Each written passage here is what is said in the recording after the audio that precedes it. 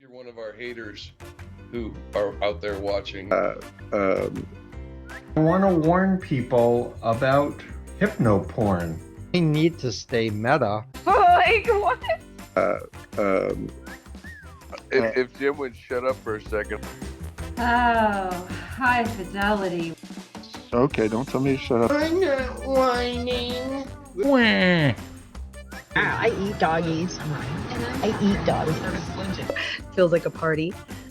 Stop that. It's a war. They have made it so that I cannot be celebrating July 4th. This is 6 Degrees of Stew. You don't need to stay meta, but I'm glad you're here. Hey, everybody. Nice to be back. Today, we're going to dive into one of the weirdest legal stories that we've had this year so far. It is a story about a rapper, a raid on his house, a bunch of deputies, and lemon pound cake. Yes, lemon pound cake. We're going to be talking about the Afroman trial, where a man behind the song Because I Got High went head-to-head with a group of sheriff's deputies in Ohio courtroom, and the whole thing played out like a bizarre courtroom comedy. So maybe grab a snack, a slice of cake, and let's get into it. First, I want to set the scene. Afroman's real name is Joseph Afroman Foreman. He is best known for the early 2000s hit Because I Got High. But in 2022, he wasn't in the studio or on tour. His home in Winchester, Ohio, was dealing with something way more serious. Late that year, deputies from Adams County Sheriff's Office came to his house with a warrant. They were investigating claims of kidnapping and drug trafficking involving his family.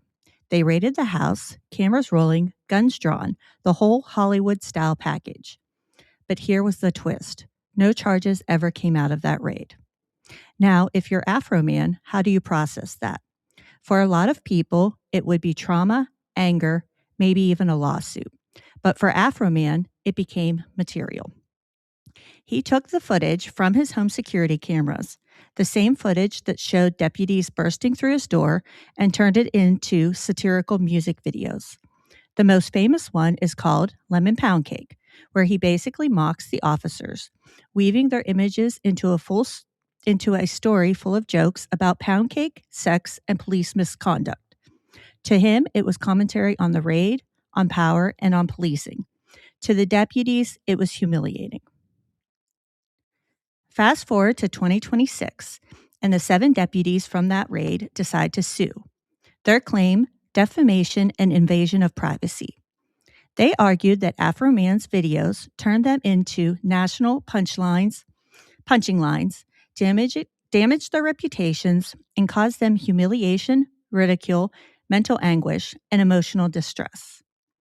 On the other side, Afroman's defense hammered one main point: First Amendment. He said he was using video he had legally recorded in his own home, commenting on a raid that happened to him and his family. In legal terms, he framed it as protected speech, artistic and political commentary, not just trolling. The trial took place in Ohio, and it lasted only a few days. But those few days were wild enough to go viral on social media and turn into a full-blown meme trial.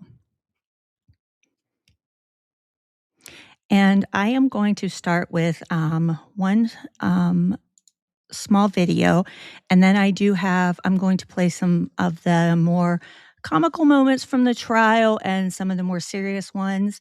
And then I will play the closing statements from both sides, and then the final verdict and Afroman's reaction after it was read, which I'm sure a lot of people already know the decision in the trial. But let me start with this first. Let me share my screen here.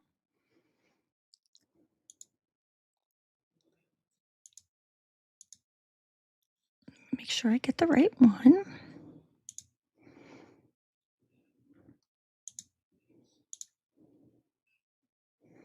Make it big. Make sure the sound's on all the way up. Here we go. The most entertaining trial of the century has released in the form of Afroman being sued by the police that raided his house, took his money, and pointed guns at his kids. It all kicked off in Ohio, because of course it did, when Afroman found his door smashed in by police with a warrant for drug trafficking and kidnapping. He was never charged or found guilty of either of those things, and as a result released music expressing his frustrations on the matter. Notably, the entire thing was recorded on his home surveillance system at the time, until the police decided they didn't want anyone watching what they were doing and cut the cameras. In a bizarre turn of events, the police officers who raided his house ended up being so offended by these videos that they actually went ahead and sued Afroman, arguing that his video Lemon Pound Cake violated their rights, and as a result the artist owed them millions of dollars in damages. The resulting trial, which was recorded in full for the public to view, contains some of the funniest moments the court has ever seen. For one, the entire music video was required to be played in full, to which one of the deputies broke down and started crying, all whilst Afroman nodded along to his song whilst wearing his iconic American flag suit.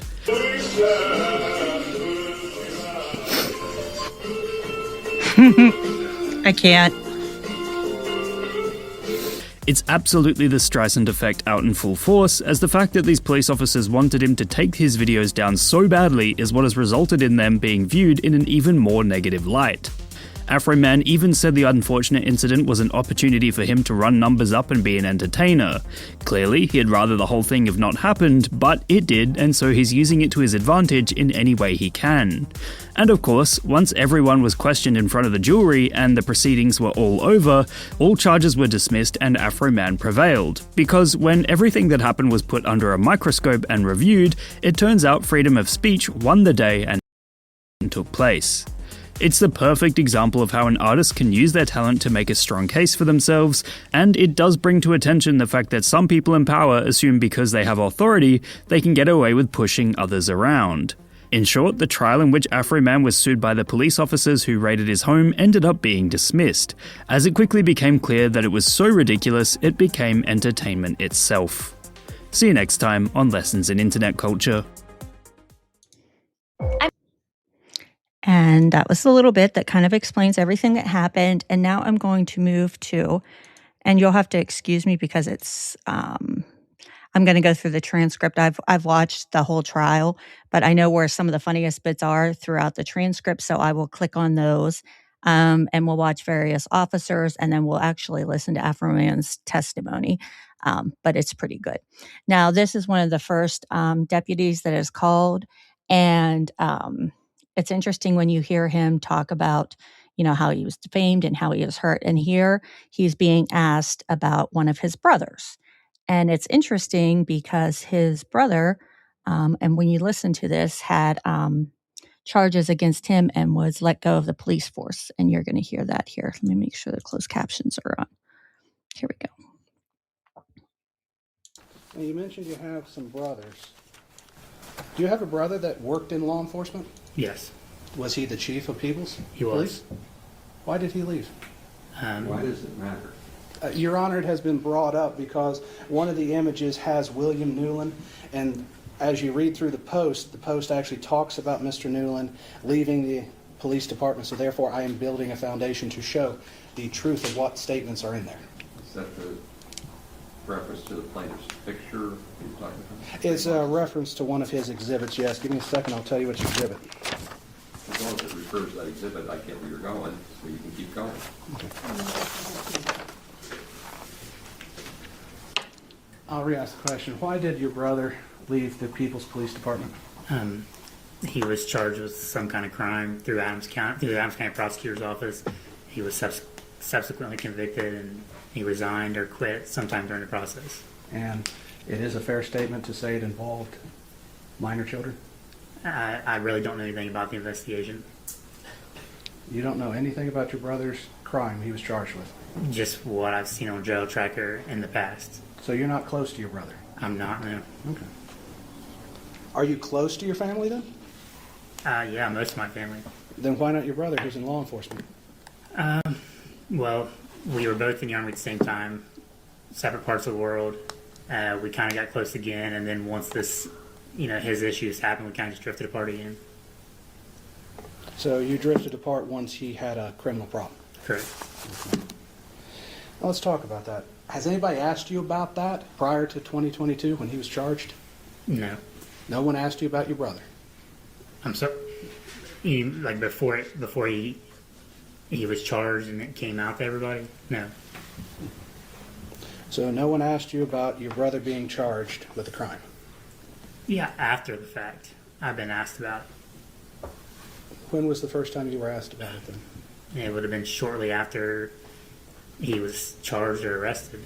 Okay. It was all a complete surprise to me. And that was prior to Mr. Foreman's video and post, correct? I believe so, yeah. So now you've said people have treated you differently since Mr. Foreman's post. Yes.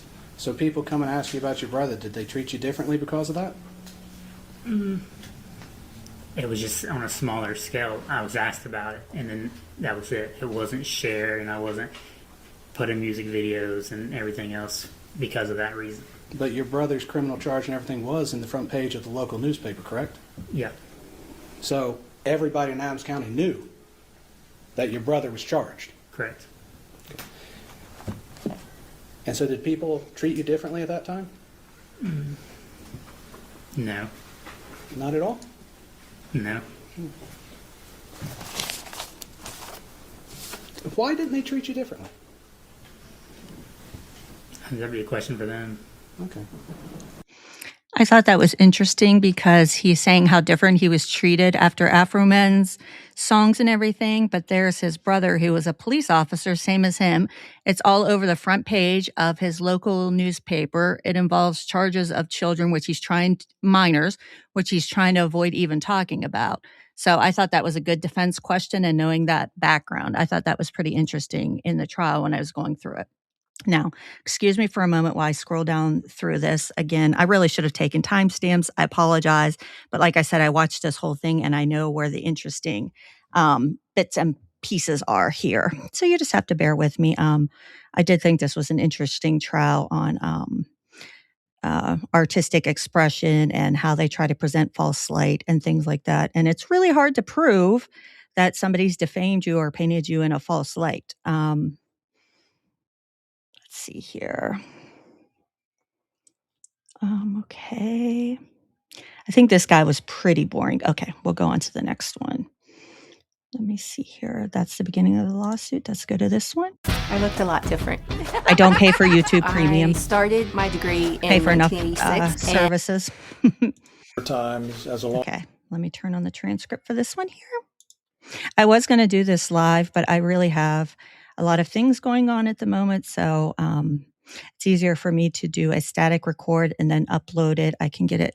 Not that I don't love chatting with everybody, but whenever I do a live, I really get into it. And then it takes, I could be here for 4 hours chatting with everybody because I love chatting with everybody. I do plan on doing some lives here once I get through a lot of stuff that's going on in my life. Okay. Okay. Let's see here.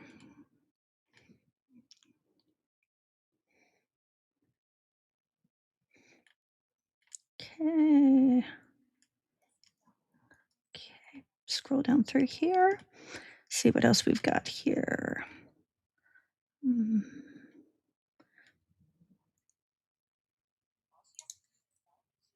Oh, it's this lady. Okay, here we go.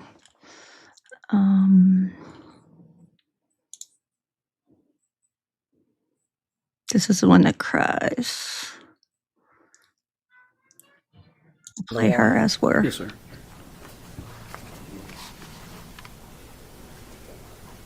Can we blow it up just a little bit?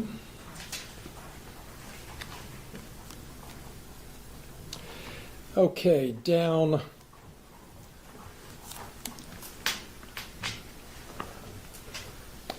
Near the bottom of that first paragraph, just go down a little bit more, right there. Has anybody in Adams County verified her vagina? If you haven't, you should, or she might.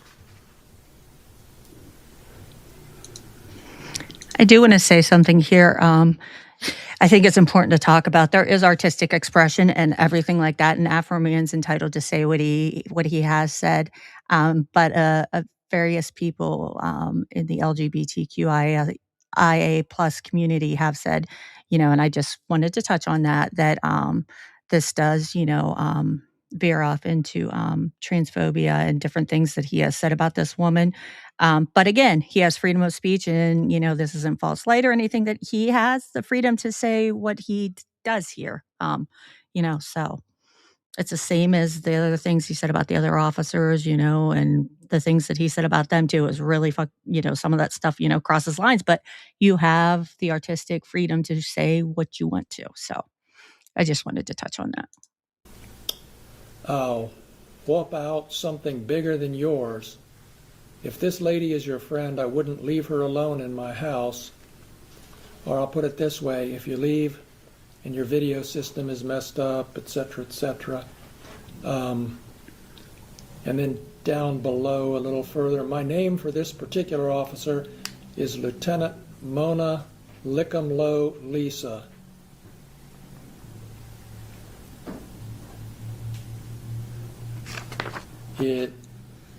When did you first see this posting, if you recall? Shortly after the warrant. That was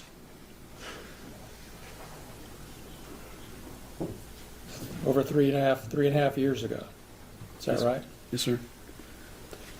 Let's go to the next one.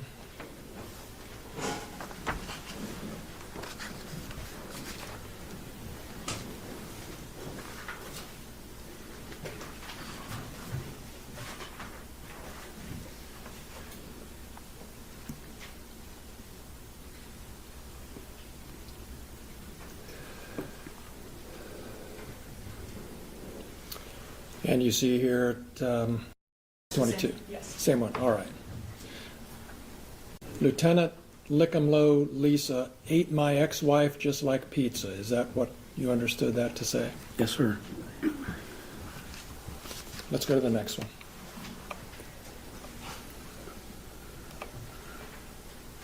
This is 23.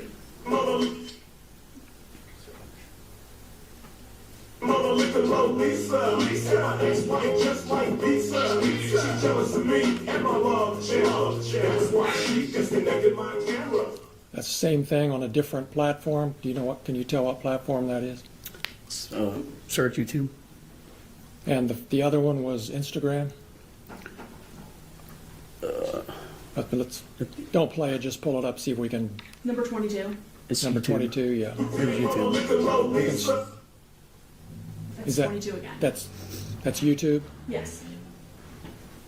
I'm just trying to figure out which two platforms were they both the same. I cannot platform? believe that they were playing Afroman songs in fucking courtroom. They actually play Lemon Pound Cake. We'll get there. Oh, okay. And then there's more exhibits of this. Yes, I don't know why we had two of the same one, but I'm sorry. Let's go. You can Can turn. we stop here? So, for the record, are we saying that Exhibit 22 and Exhibit 23 are duplicates? They are not duplicates. They are postings of the same video. One was posted on October 4th, 2022. One was posted on October 23rd, 2022. They were posted on his YouTube account on two separate occasions. One is like that. Can we clear that Thank up you. for the record, Your Honor? I think we just did. I don't know which one was posted when. No, I get it. Yeah. You're thinking like I'm thinking. Go ahead. In my first startup, I was so broke, I couldn't pay attention. I maxed out my credit cards, borrowed from friends, and... Thank you. Go ahead. Thank you.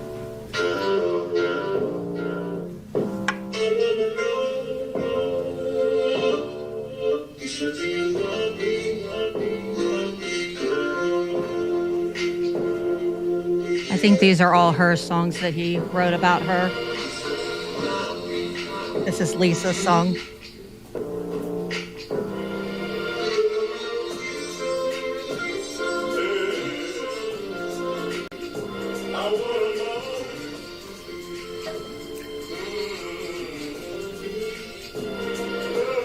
Like this happened during the trial.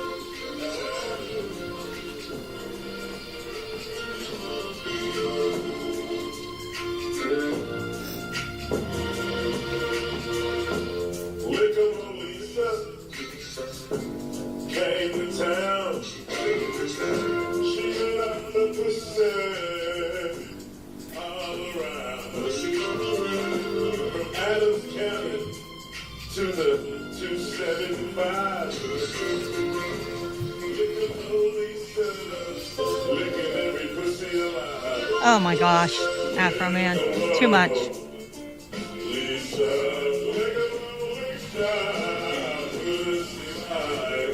Late Afroman.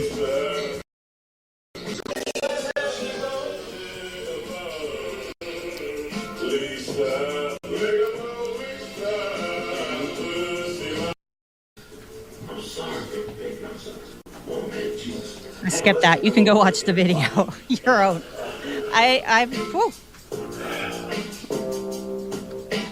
Afroman. God damn.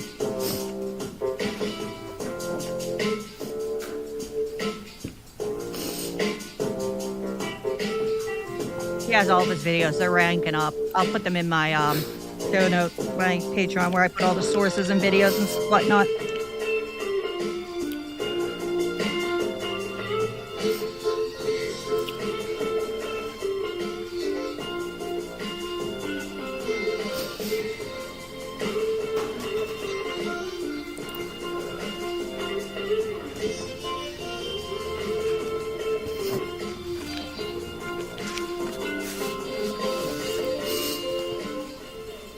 I wonder what the judge is thinking.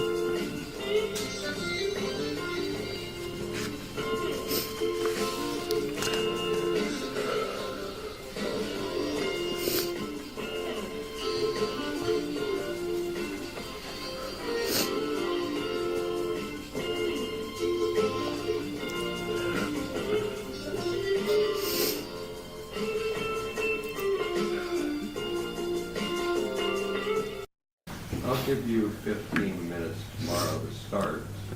Okay, that's it for this one. I just wanted to show this woman, and You're directed not to post your this is. testimony. You can talk about other matters. She's really but not her direct. something. Okay. Names.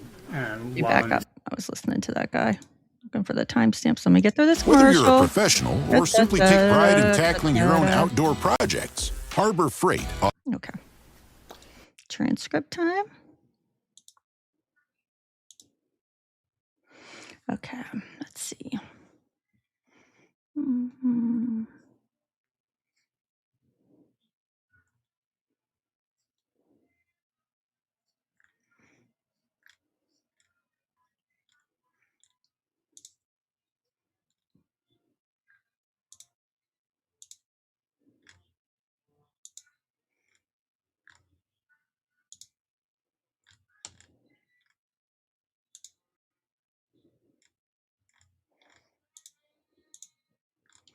Pouring. Oh, here we go. This guy's going to ask some questions. Okay.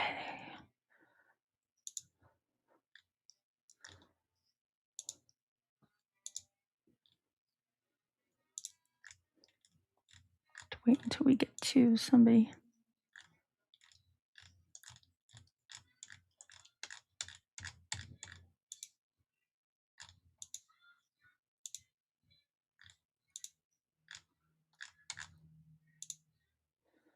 This guy again.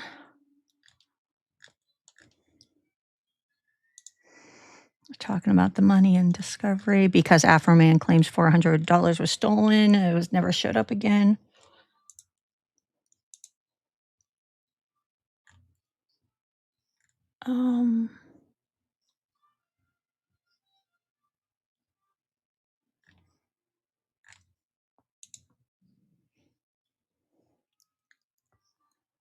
Okay, that's not the interesting part. Bear with me. Okay. It's all the money stuff again. Gotta get to the more interesting stuff.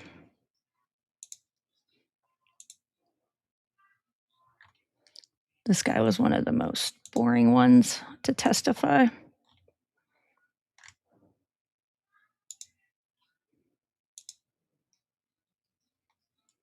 Okay, that's it for that one. Okay, back to the playlist. Next one. Asked a lot of questions about. Oh, this guy's good. Okay, so all right.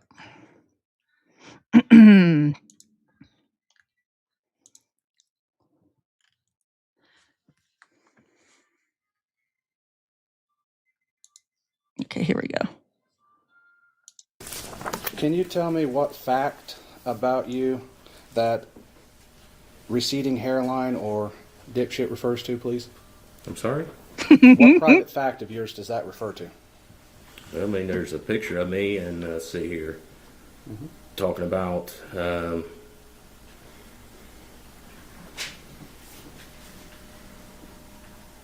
see, I wouldn't trust him with methamphetamine crack ass alone in my house.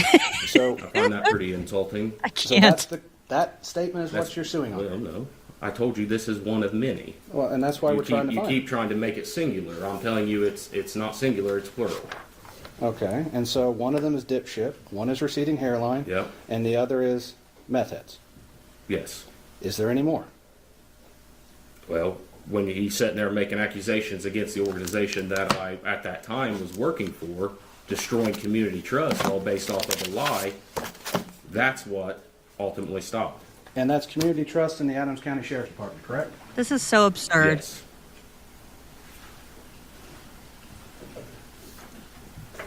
Let's go back to what was Plaintiff's Exhibit 5. Okay. I unfortunately don't do technology very well. But this was Plaintiff's Exhibit 5. You said this was referring to you. Where's your picture in this? I said, you asked me earlier. Where's your picture? No, of this? and you asked me earlier. Your Honor, I'd ask the witness to answer the question. Okay. You can clarify that there's Okay. Okay. Is your picture in this post? No. Is that a picture of your father? Yes. So this actually pertains more to your father than you? Correct. I'd like to look at what was Plaintiff's Exhibit A. Can you turn a little bit? Well, here, help me then. Just turn it slightly. There. Right. Yep. Perfect. Okay. Okay. So there's no Plaintiff's Exhibit A. Oh, sorry, Plaintiff's Exhibit 1. Thank you. So this would have been Plaintiff's Exhibit 1. It says, in court early. Were you at that hearing? No. So this is a post about a legitimate hearing that we have in this case. Right.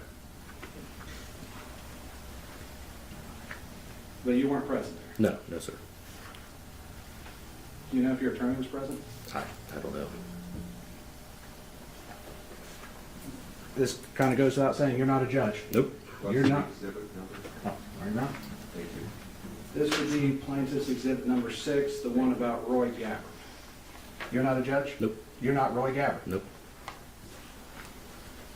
And other than this referring to the Adams County Sheriff's Department, somewhere towards the end, that is the only thing in it that you believe is the claim? I'm sorry. It kicked on right when you were talking. I couldn't hear you. The AC Let's kicked on. strike the question.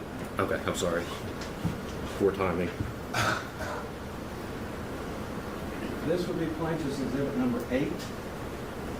You said you saw this sometime after? Yeah, it wasn't the day of. It was sometime after. I don't recall.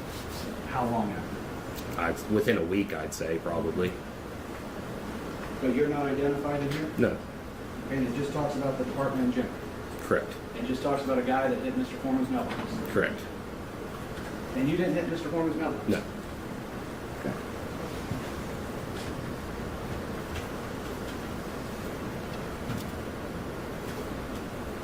Were you ever disciplined because of what happened in the raid? No. Were you ever disciplined for anything Mr. Foreman said? No.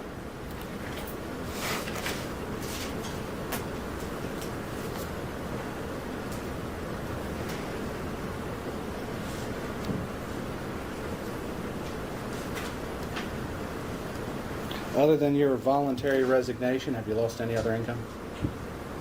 I've been employed in a year. I've been living off savings. You know, I can't keep gainful employment because I'm going to VA appointments 5 days a week sometimes. Well, you said that you went to surgery. When did you go into surgery? I don't remember that. That's been so long ago. It was. It was a nice time at home. You didn't have Oh any my gosh. duties. Yes. Was it a long time ago? I don't recall. I'd say it's been over a year, but the dates I'm sorry, I can't recall it.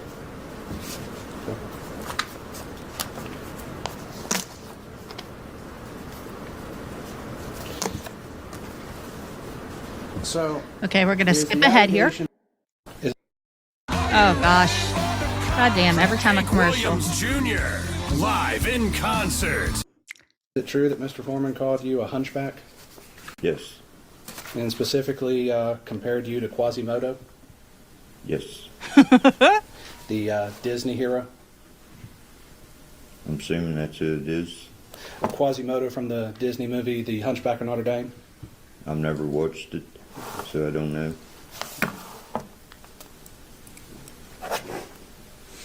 So you would agree that when a person says that someone's a crooked defense attorney, they're not meaning that I'm like a vine, they're meaning that as a opinion, correct? Correct.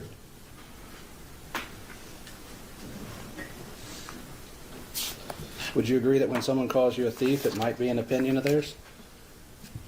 Can be, yeah. Same as if when people say crooked cops, it's just an opinion? Yeah. And so is your entire claim for false light that you were called a thief? Yes.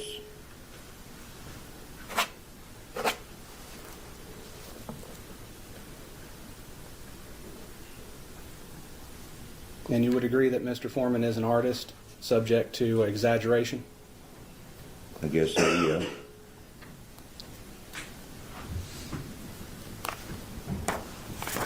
And just for the sake of question, nobody would ever think you're Quasimodo from the book, correct? I don't guess. I don't guess. People think different things. People thinks different things.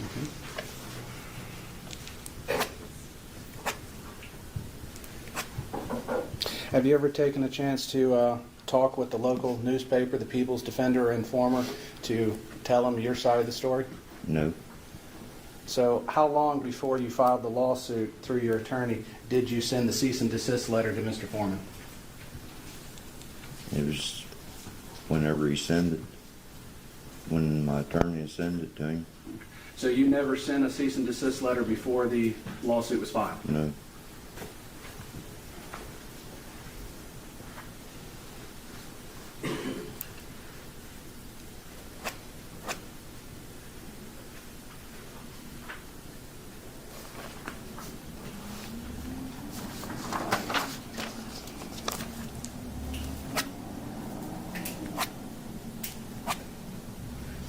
And you're seeking damages due to your reputation, correct? Correct. Your reputation in the community locally? Correct. Okay. So you don't care what people think of you in Australia? Not really. Would you agree that everything you do Okay, as an now we're going to officer move up to the guy reflects who's on your known as reputation? Lemon Pound Cake. And when I walked into the deputy's room up there to talk to them, they all knew me, all knew that I'd been called a thief, lemon pound cake. You know, it's everywhere. You can go anywhere, and if people recognize you, they start that stuff, whether they're being sarcastic or what. But And has your image, your face been posted on some of these posts along with or in the context of the thief accusation? what, according to he has posted my image, yes, several times on the internet. He's sold merchandise, sweatshirts, T-shirts, things of that nature, at all of his venues. Matter of fact, they were for sale at a smoke shop here in town. Okay.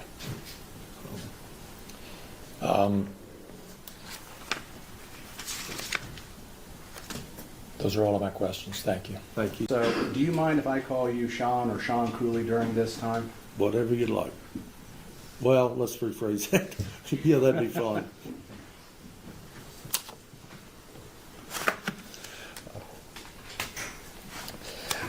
I like to pick right up with this visit to the Pennsylvania border. You said they knew you as Lemon Pound Cake. Yeah, that was what they referred to me as, a person. And they asked you for your autograph, correct? One of them did, yes. Oh my goodness. And so, Mr. Cooley, sorry, Sean, you were called Officer Pound Cake by Mr. Foreman? Multiple times. You were received hundreds of pound cakes at work. from different people. Sounds like a good problem to me. And the context of that name comes from a music video that Mr. Foreman created, correct? I don't know where he got it at, but you'd have to ask him that question. TaxAct offers an accuracy guarantee, so you don't have to worry about your taxes. Well, I'm going to play what's marked Defense Exhibit B. I'd like you to watch this. Okay. Oh, you guys aren't doing this? This is my favorite song. I love Lemon Pound Cake. It's so catchy.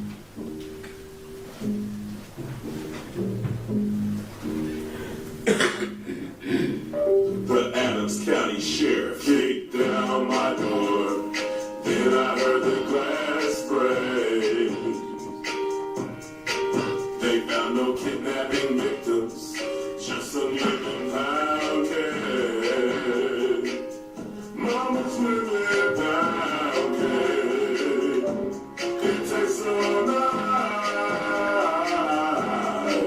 It made the sheriff wanna put down his gun and cut him a slice.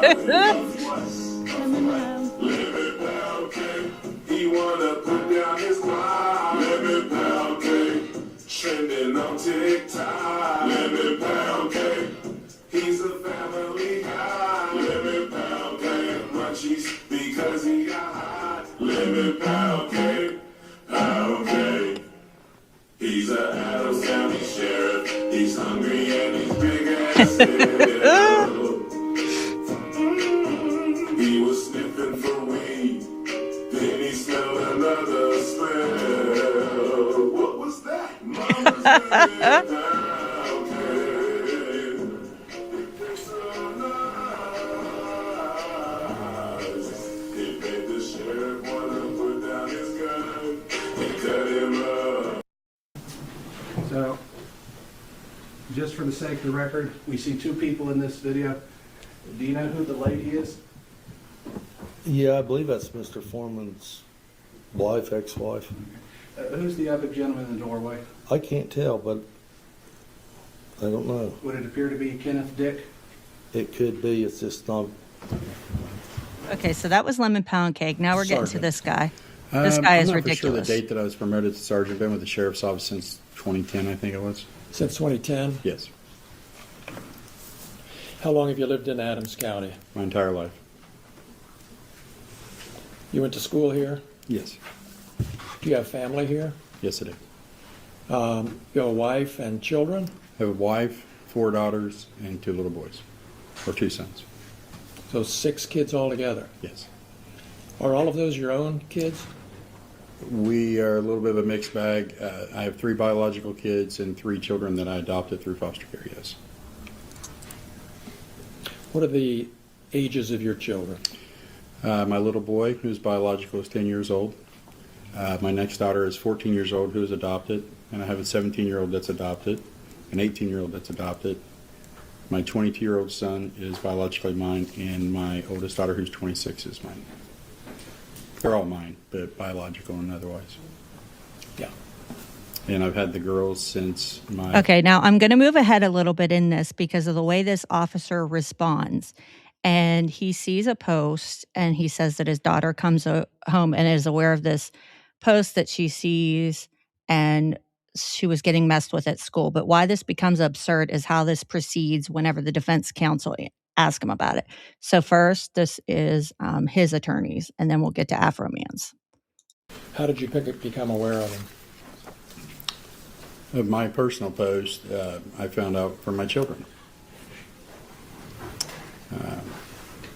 When my daughter came home and advised me that she was getting messed with at school because apparently her mom is having sex with Afroman, and since she's biracial, that must be her daddy, along with being a thief. And how did that affect you? It's horrible. It's hard when your job that you're doing affects your family, which affects you. When you have a kid come home crying that's already been through a life, And now they're getting hazed and harassed because somebody thinks it's funny. Somebody knows it's not true. Been with my wife for 28 years. She didn't have an affair with Mr. Foreman. She didn't make my daughter with Mr. Foreman. But now my family has to be harmed because of straight up 100% lies. Where in the world is it okay to make something up for fun that's damaging to others when you know for sure it's an absolute lie?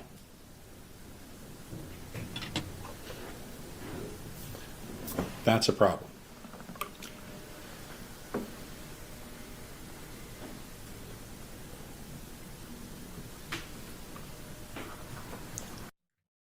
I was the first one to Sorry ever about join the the commercial military in my again. family. When I got out, I knew that I Some of these posts that we've seen call you a thief. Yes. Did that affect you or your job in any way? Yes. We as we've already heard, we can't go to calls, not figuratively every call, but the frequency of it. Like people automatically, you're stealing Mr. Foreman's money. You illegally raided him. You've done all these things. You know, your wife's having sex with him. Is that why you stole his money? Never touched his money. It's been proven. He knows. Did somebody say that to you? Yes. You can't make these simple street arrests with people that are mouthy. I get that. But now there's just fuel to the rage. And then the fact that at the time I worked night shift, Adams County is a rural county. Okay, now we're going to go to Afroman's lawyer, and he's going to take him through some false light stuff, and we're going to get to the wife thing, which is the most absurd thing. Okay, here we go. So you were called a couple names by Mr. Foreman, one of those being what was it, Beetle Bailey. Yes, sir. Does anyone believe you're Beetle Bailey? Probably not. That's a drawn cartoon. Beetle Bailey is a cartoon that's in the newspaper. Sure. Been there for years. Okay.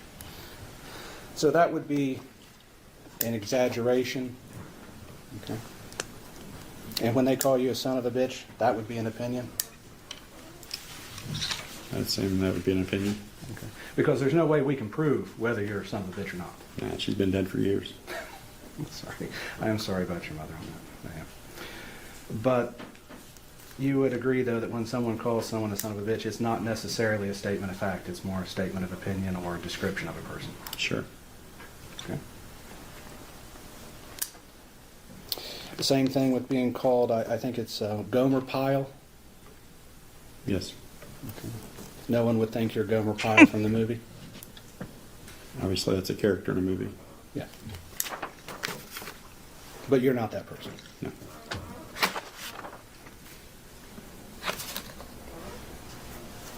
This may sound stupid, but you've been a law enforcement officer for a long time, correct? Yes. You've been called many derogatory names, correct? Over the years, yes. You've been called a son of a bitch before, correct? Not published, but yes. Okay. You've been called other things even worse, correct? I'm sure over the years I've been called many things. Okay. It would be fair to say that during those years people probably said bad things about you and your family also. You know, I honestly can't remember bad things being said to my family, Okay. but I can remember bad things being done to them. Do you believe everything you read on the internet? No. Do you believe everything you read in the newspaper? No. You probably tell your kids, don't believe everything you hear, right? Especially now.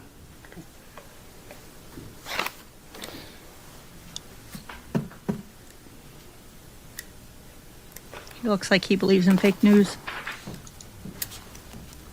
That's an assumption on my part. I shouldn't say that. So, are you But just wait till his dumbness comes and up here. claiming that because Mr. Foreman called you Gomer Pyle, you've been painted in a false light with the public? I'm not taking it one at a time, so I'm going to get to The it. Gomer Pyle? Yes. I'm not claiming that, sir. You're not claiming that being called a son of a bitch is a claim you're pursuing that Mr. Foreman's called you? Correct, sir. being called Beetle Bailey. You're not claiming that is part of defamation proceeding on that, correct? Correct. Okay. And neither one of those three statements have painted you in a false light, correct? Correct. Okay. Well, I mean, it depends. I mean, it paints you in a different light than what you are, but correct. So you're solely being Here it painted in a comes. false light due to Mr. Walters saying he had sex with your wife. Mr. Walters does have sex with his wife. Mr. Foreman doesn't. Good catch on that. Yeah. So you're claiming that is the defamation statement, is that he said he had sex with your wife. Yes. Okay. And that's painted you in a false light. It's caused tremendous pain in my life. I'll get to that. We have to go through false light first. So does it paint you in a false light? Yes, that my wife is cheating on me with Mr. Foreman. But we all know that's not true, correct? I don't know. He doesn't know if his wife is cheating on him.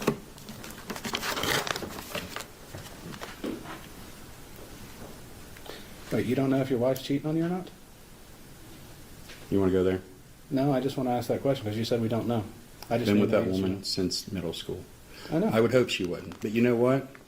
Once somebody puts it out there for their fun and entertainment, it's out there. And it's a problem. So it's something we cannot verify the truth of?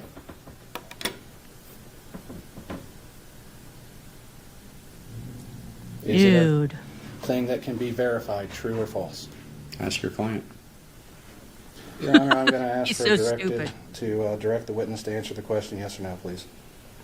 That you don't like his answer doesn't mean he didn't answer it. He didn't answer the question. He's told me to ask another person. That is not an answer to the question. So ask him another question. Okay. That was his answer. You didn't like how it came out, but it was his answer. They can't make him say something else. You can ask him another question.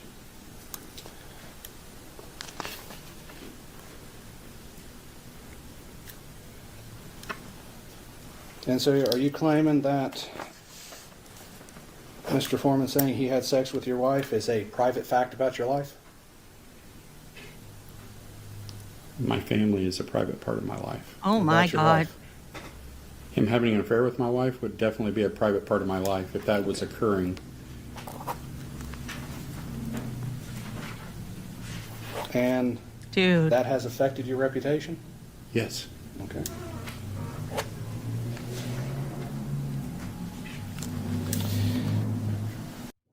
Cover your hands.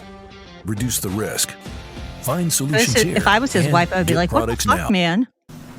And so am I right in concluding that the other final statement that you are claiming that Mr. Foreman said about you that painted you in a false light is that you're a thief? Yes. Okay. And that stems from all the posts that and all the exhibits that Mr. Klingler referenced earlier? That's what he showed. The ones that talk about the police officers in general? Yes. Okay.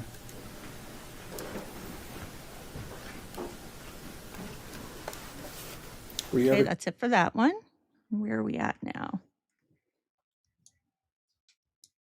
Oh, Afroman's full testimony. We're going to listen to this full thing because he's Yes, pretty good.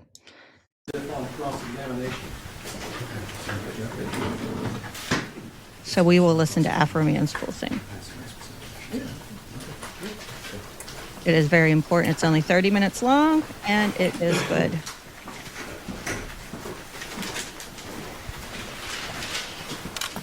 Do you solemnly swear the testimony you're about to I'm give gonna make shall be this the full truth, the screen. whole truth, and nothing but the truth? As this, you shall answer unto God. Yes. Thank you, sir. You may seat. Look at that outfit. Go ahead, Mr. Klingler. Thank you, Your Honor.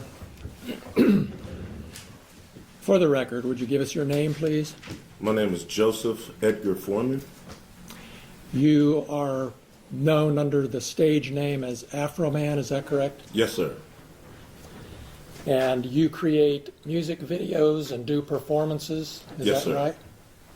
right?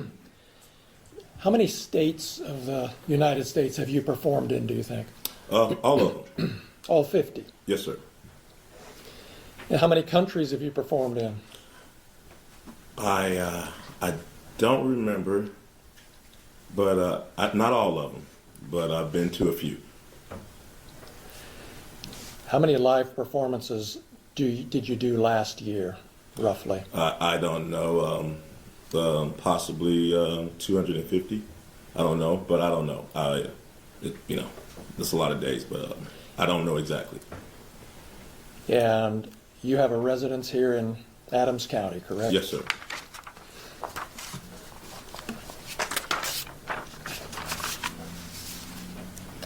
You've been performing for 20 or 30 years, is that right? All my life.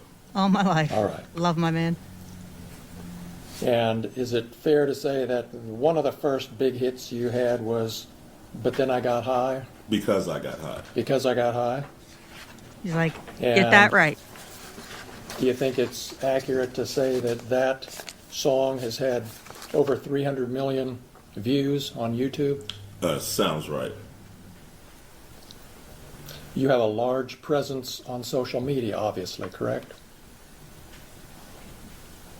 Depends on your definition of large. There's bigger people than me, but I'm all right. And on Instagram, is it fair to say that you have 247,000 followers? Yeah, I just got some of them the other day. You got new ones coming all the time? Yes. Not all the time, just here lately. Because the trial's coming up? Yeah, all the publicity from the officer's lawsuing me is running up my numbers. Yeah. Yeah. And on YouTube, you have almost 1 million followers, 983,000. Is that right? I haven't looked. It was 977 last time I looked. And on TikTok, you have about 392,000 followers? I haven't looked at it, but that sounds kind of right. You know when you post something that a lot of people are going to see it, don't you? Yes. You're damn right they're going to see it. When this search happened back in August of 2022, Mr. Foreman, you weren't at home? No. You were driving home from Chicago? Yes. And you got an alert from a family member that the sheriffs were there searching your home, is that right? Yes. And you were able to turn on your phone and watch through your home security system what the deputies were doing for a period of time, weren't you? Yes.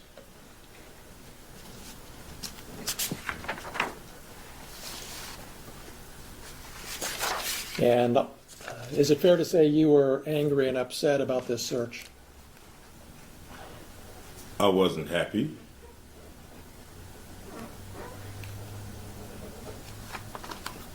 This is Expedience Gym Monster 2. And if you're not familiar with Expedience Gym Monster, and is that why you posted the things we've seen this week, because you weren't happy? No, I posted it because the sheriff's never supposed to raid my house in the first place. The whole raid was a mistake. All of this is their fault. If they hadn't wrongly raided my house, there would be no lawsuit. I would not know their names. They wouldn't be on my body. They wouldn't be on my home surveillance system. And there would be no songs, nothing. My money would still be intact, nothing. So all of this is their fault. Yep.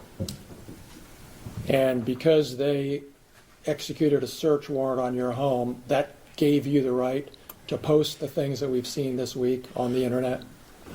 Because Is that right? Is that right, Mr. Foreman?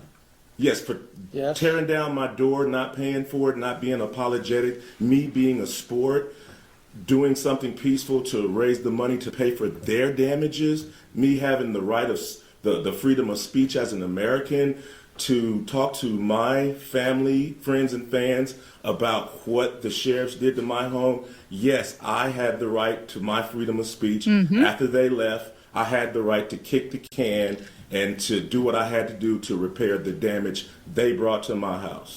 Yes, I did. That includes the right to post the videos that you've just been posting up until Friday and beyond, right?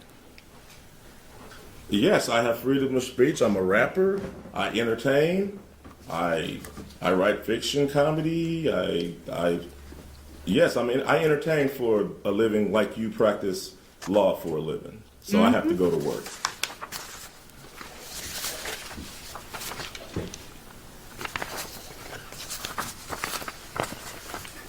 The deputies left a warrant return at your house, didn't they? I think they left something with my ex-wife. I'm not sure. Well, you saw, as soon as the search was over, as soon as you got home, you saw a document that showed exactly how much cash had been taken from the house, correct? I know I got paid $5,000 for the show that suit was in. I forgot that money was in that suit. But, I heard, I don't know what piece of paper I heard. I knew they took some money. I just knew they took some money. I knew it was 4,000-ish. I knew they took some money and they seized some money and some weed and some, I don't know what else, just minor stuff. You knew how much money was in that pocket when you came home and saw the warrant return, didn't you? It was $5,000 from back when I did that show. I remember it was $5,000. But anyway. So is it your testimony that they actually took $5,000 instead of $4,390? No, I just know. I know when I did that show, it was with Snoop Dogg and Wiz Khalifa at Red Rocks in Denver. The balance of that show, for me, they sent in a deposit, but the balance was $5,000. I put the $5,000 in my coat pocket. I got drunk, I got high, and I forgot to get that money, and I hung that suit back up. And that's where they got that money from. So it was $5,000 they got? Yes. It was $5,000 that was in my suit when I got paid in Red Rocks. Now, after all of this stuff, whatever, it's I don't really know the complete number. It's 46, it's 430, the number bounces up and down. But all I know is I got paid $5,000 at the Red Rocks with Snoop Dogg and Wiz Khalifa when I played the Red Rocks in Denver. And you got $4,000 returned, right? I don't know the exact amount. Well, you were there with the news when you got it. Right, and the lady at the sheriff's station admitted that the sheriff was short. You can go watch the 19 News. You knew when you saw the warrant returned, didn't you, that the amount that they were saying was taken was actually more money than was in that suit pocket? I didn't warrant. That's why you brought the news to the sheriff's office when you got the money back, because you knew that they had miscounted the money and the number on the evidence bag was actually more money. I didn't know nothing. The lady at the sheriff department just volunteered the information. I was sitting there, if she had been, I might not even known I got ripped off. She admitted live on Channel 19 News that the money wasn't right. You remember in your deposition when I asked you why did you bring the news when you picked up the money? Yeah, I didn't want to get beat up or Epstein at the sheriff's station after I seen him running around my house with AR-15s. So that's why I brought the news and my attorney, so to make sure I got out of that place with my money. You brought the news to protect you physically? Yeah. Yeah. You didn't bring the news because you already knew there was a miscount and you were going to make I didn't know nothing about the miscount. I didn't know. I figured they stole my money. They turned my cameras off. So if you turn my cameras they turned his cameras off. Something bad in mind. There's already something up. Yeah, I'm accusing them of it. They turned my cameras off. I can't see what they're doing. So your testimony under oath here today to these 10 jurors is that you brought the news when you picked up your money to protect you physically from being beat up or shot. They already shut off the cameras. Right? Why would you trust the police? All right. And there was nothing found at his house. Fuck yeah, I'm bringing the and news. And they volunteered the information that the money wasn't right. That's just an extra something we found out. But I came with my attorney in the news to make sure the people running around my house with guns didn't take me into jail and do something. Fucking trust the police? After all that shit?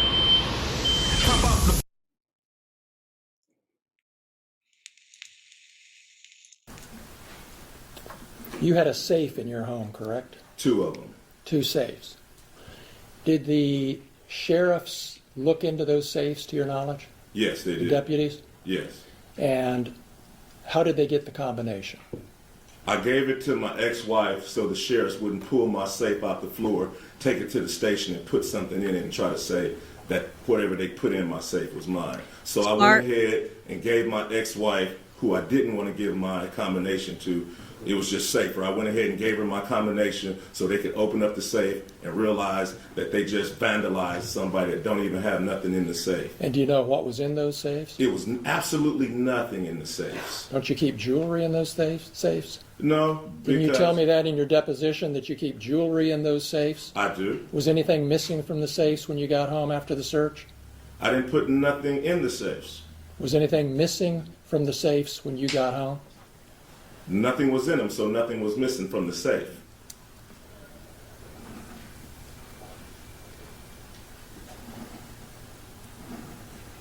You talked to Randy Walters on the phone before you got home that evening during the search, or right afterwards, didn't you? Yes, sir. He told you that they were taking some money and some vape pens and a small amount of marijuana. He told you that? Yes, sir.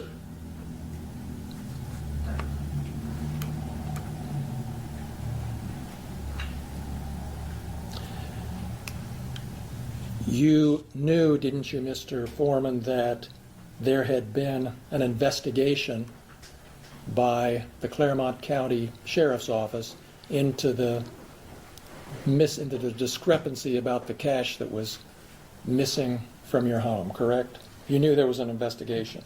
Yeah, I knew the sheriffs was investigating themselves. Uh-huh. Oh, that's how you saw it? Yep. Yes, sir. Okay. And did you ever ask for a report so you could see how bad this investigation of themselves really was? Yes, I was trying to get involved any way I can. The investigation was going on without any of my participation. Did you ask for a copy of the report? I did. I asked for everything. I was trying to be involved. I didn't. So you've seen the report? No, I have not. Okay. I just saw it a few minutes ago. Well, you had an attorney when you got the cash returned, correct? At the station? Yes. I had attorney. Yeah, my attorney was present. Did your attorney ask for a copy of this report? It wasn't in it. When I got my cash back from the station, it wasn't an investigation until we realized money was missing. Well, did you contact your attorney and say, hey, get me a copy of that report? Your Honor, I'm going to object. While Mr. Klingler wants to talk about his client's attorney-client privilege and maybe waive it, Mr. Foreman does have attorney-client privilege with his attorney at that time. Uh-huh. And we are going to assert that privilege because it's a privilege he has of right. And so far he hasn't asked anything privileged. So I appreciate the sensitivity, overrule the objection, and we'll pay attention to it. Thank you. Go ahead. Thank you, Judge. Your testimony is you never saw a copy of Detective Robinson's report until today. Yes, sir. And that's because you didn't want to see a copy of the investigation? I did want to see it. You don't know what I want. I did want to see it. You did? I wanted everything that had something to do with my money coming. And that was 3.5 years ago, correct? And you haven't seen a copy of that report that you wanted to see until this afternoon.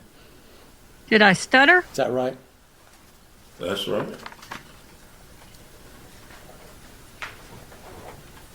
I never had my money taken by cops. I didn't know how this go. I don't know about reports. All I know is live on Fox 19 News, the lady admits that her department is short $400 of my money. That's all I know. I don't know how to investigate police officers taking money. That's all you know, and that's all you know today, isn't it?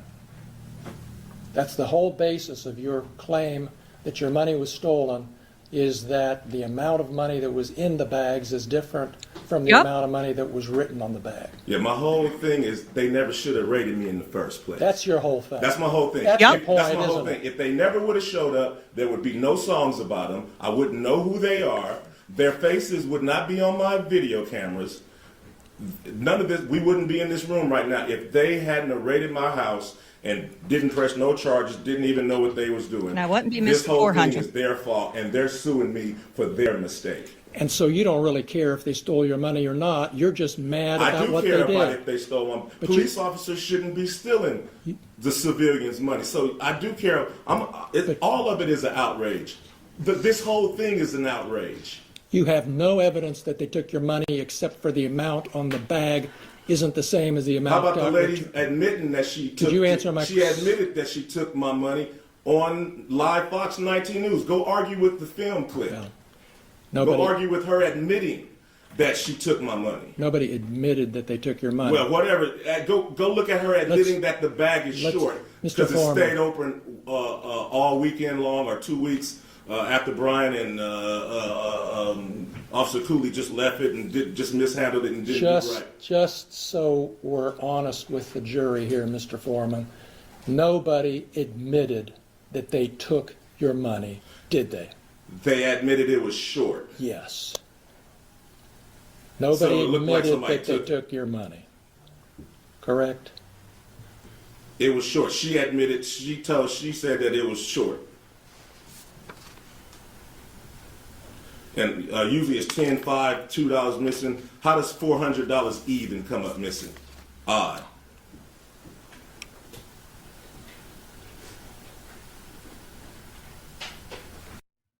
Check out Cheddar's new weekday lunch specials, starting at 8.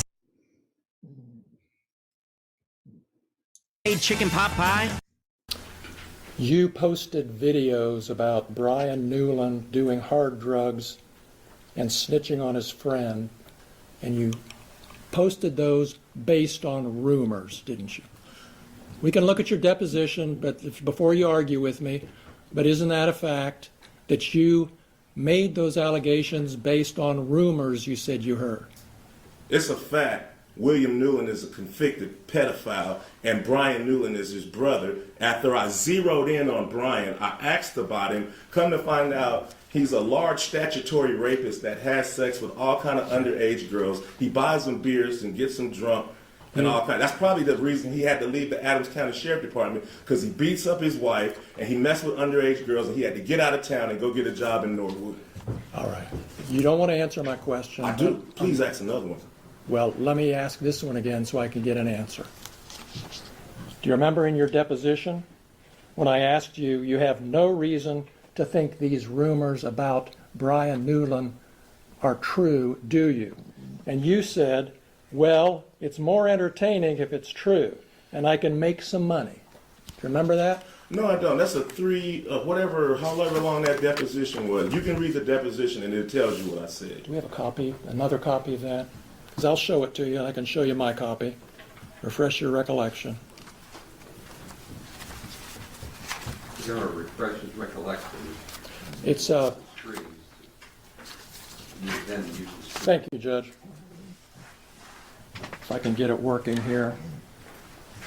Your Honor, I would object to using the screen to refresh his recollection. That's publishing it to the jury. If he wants to refresh his recollection, he can show him it and then ask him a question, much how we would do in criminal law with a police report. So if an officer didn't remember, we wouldn't show the report. We would show it to the officer.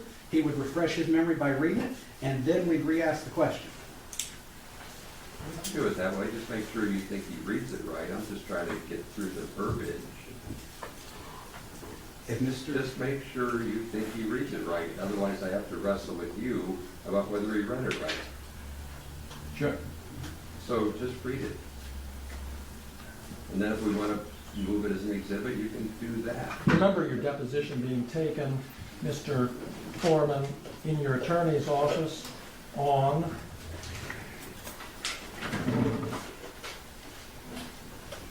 September 3rd, 2024. I remember the deposition. And that deposition was taken in D.J. Osborne's office? It's like, I remember it. And? That's the same office that you used to film that video that we saw last night with the actor playing Lieutenant Lisa Phillips. And that actor was sitting in the same chair that Lisa Phillips sat in during her deposition, wasn't she? Yeah, the actor played Lisa because I wouldn't have known her if she hadn't came to my house and cut off my camera. Yeah, right. Right. That's the office we're talking about, and that's the office where I took she's your the one who cut deposition, off the right? cameras. Yes, and in that deposition, I'm referring to page 84 of the deposition. I forgot she's the one who did. I had asked you about... He's testifying. No, he's using the deposition to refresh his memory. He's doing it right, so sit down, please. Go ahead. Did I ask you this question, and did you give me these answers, Mr. Foreman? Question. Would it be fair to say these are rumors? Answer. Stephanie said it, and, some other people that don't remember, I'd be in a hurry in Walmart or something. They shake my hand. Yeah, Brian used to do this, used to do that. Then something, I didn't know him, but this is what I've heard. Question. You don't have any particular reason to think that it's true or not true, right? Answer. Well, it's more entertaining if it is true, and I could probably make some money and capitalize on it if it's true. What are the line numbers? Starting with line 7 and ending with line 21. Did I ask you those questions and you give me those answers? I don't remember. That was a long time ago. But that's my question. I've always put Brian Newland next to his brother, so that's my basis. And I've always we noticed that. Yeah. And your attorney's going to be able to ask you whatever questions he wants. Right now, I'd like you to focus on my questions, Mr. Foreman.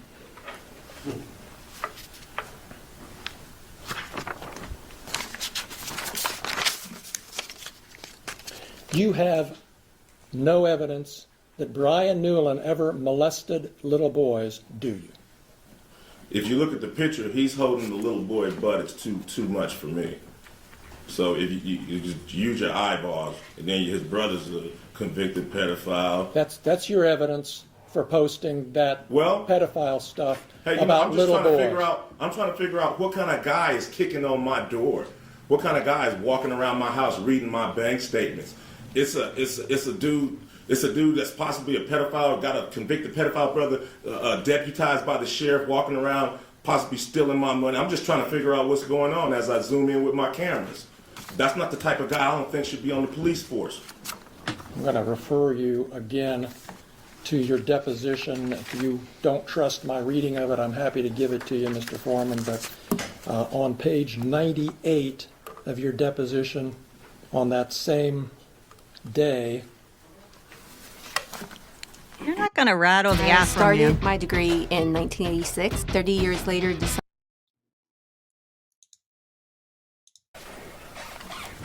beginning at 9/11, did I ask you this question and did you give me this answer? And again, the only evidence, you don't have any evidence that Brian Newland is a pedophile or plays with little boys. Answer, no, sir. Did I ask you that question? Did you give me that answer? I don't remember. What are the line numbers? Beginning with line 11, ending with line 14 on page 98.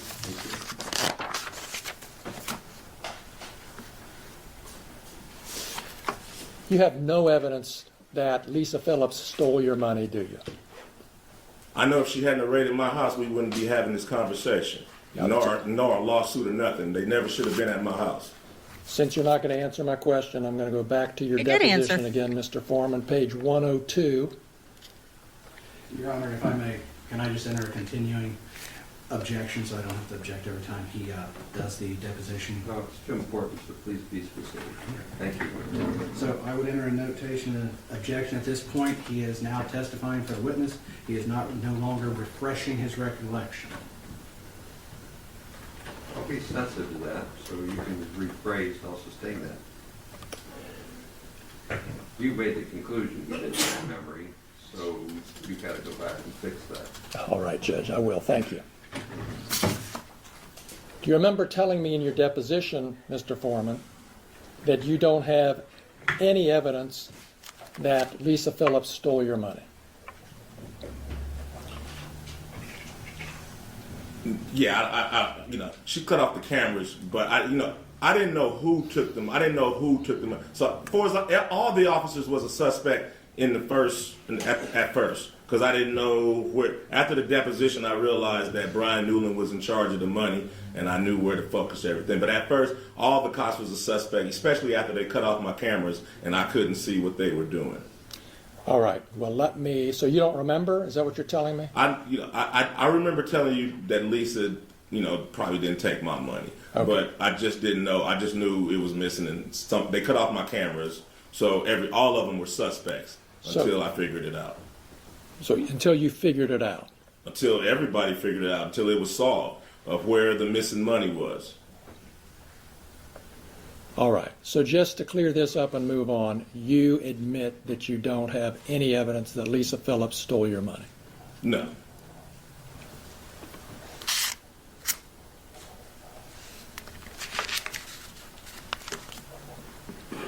But I know if she wasn't there in the first place, we wouldn't be having this conversation or be here. Boom.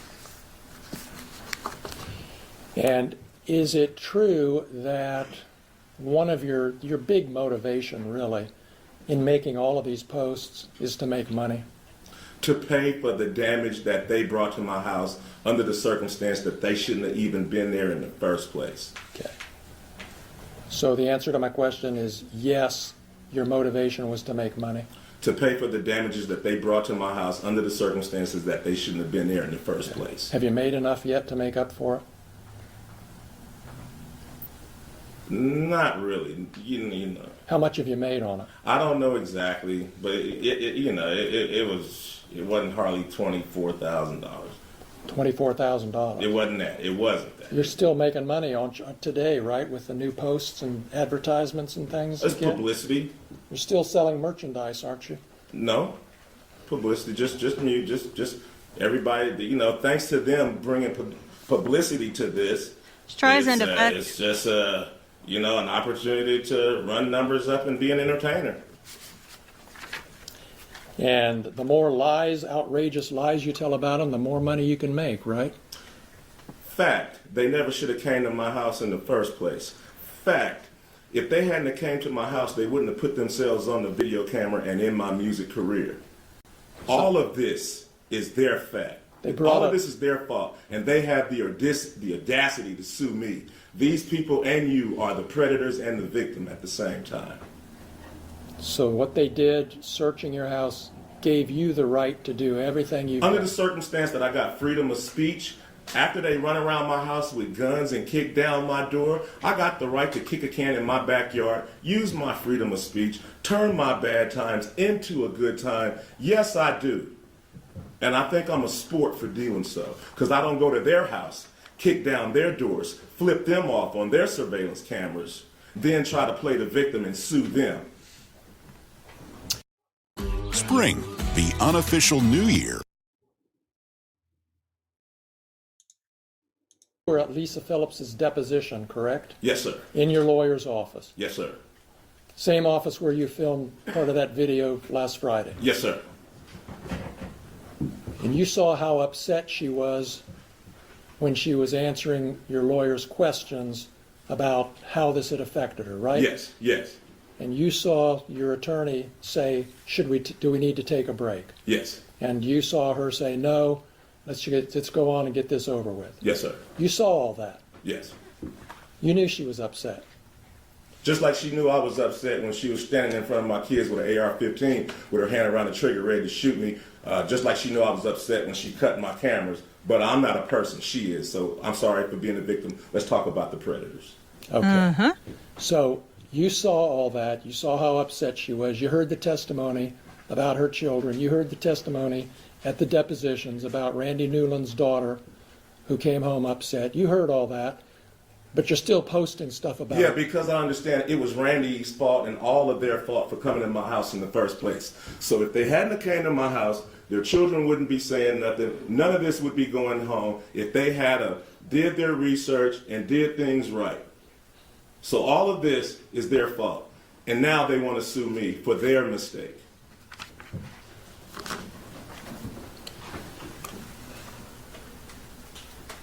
Is there anything that could change your mind about what you're doing to these deputies? Is there anything that can change my mind about the fact that they shouldn't have been at my house in the first place? Is there anything that can change my mind about how my money shouldn't have been touched in the first place? No. Boom. That's all the questions I have. Thank you. You're welcome. You're welcome. God, I love him. I'm sorry, Mr. Osborne. Do you want to continue the direct examination of your client now? Your Honor, I was going to actually ask for a sidebar so we can talk about that. Okay, so let's just talk about it. Okay, so I was actually going to not do cross with Mr. Form at this time. I was going to hold off until our case in chief. Yeah, I just offered you the chance to do that. So do you want to do your direct examination on your case in chief right now? Not right now. Like the pogo stick of witnesses up and down is what I was talking about. Okay, next. Play some of Mr. Foreman's music. I from don't time to think time? there's anything. Do you want to be on this jury? Oh, okay, this is our closing Foreman statements. Let is me hold on one legally second wrong. here. Pause. Shh. Let me get to, because the judge talks a lot and explains stuff. Okay. Coming to the end here. Okay. Are you plus sized in your mattress? Let's get through this commercial. Let me play that till it skips. And we'll hear their closing statements and then we'll get to the, okay, 1 second. Okay.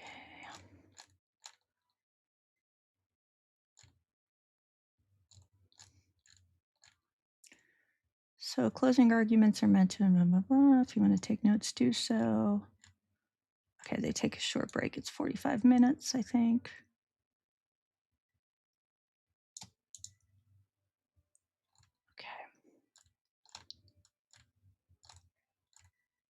Go up here for a second.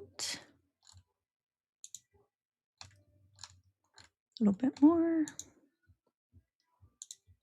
Still. Here we go. All right. Volume back on. Closed captionings are on. All right. Closing arguments from both of them. Morning, folks. When this trial started, I told you it was about intentional lies that are designed to hurt people. It's not about freedom of speech. It's about defamation. It's about false light defamation, intentional lies designed to hurt people. You've heard all the evidence. You've seen the witnesses.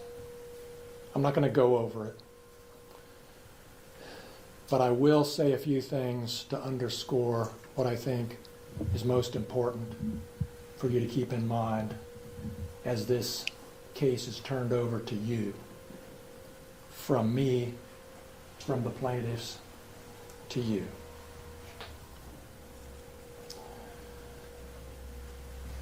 Mr. Foreman perpetuated lies intentionally, repeatedly, over 3.5 years on the internet about these 7 brave deputy sheriffs who've lived in this county for years, risked their lives for this county for years, done their job, been in the community for many, many years.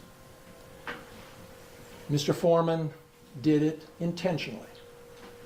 Mr. Foreman knew that what he posted on the internet were lies. He knew there was no theft. He knew there was no sex with Randy Walters' wife. And he certainly knew all of the stuff he's repeatedly posted about Lisa Phillips up until Friday and probably later were lies too. What are we going to do about that? Mr. Foreman told you from the witness stand, there's nothing we can do to stop him.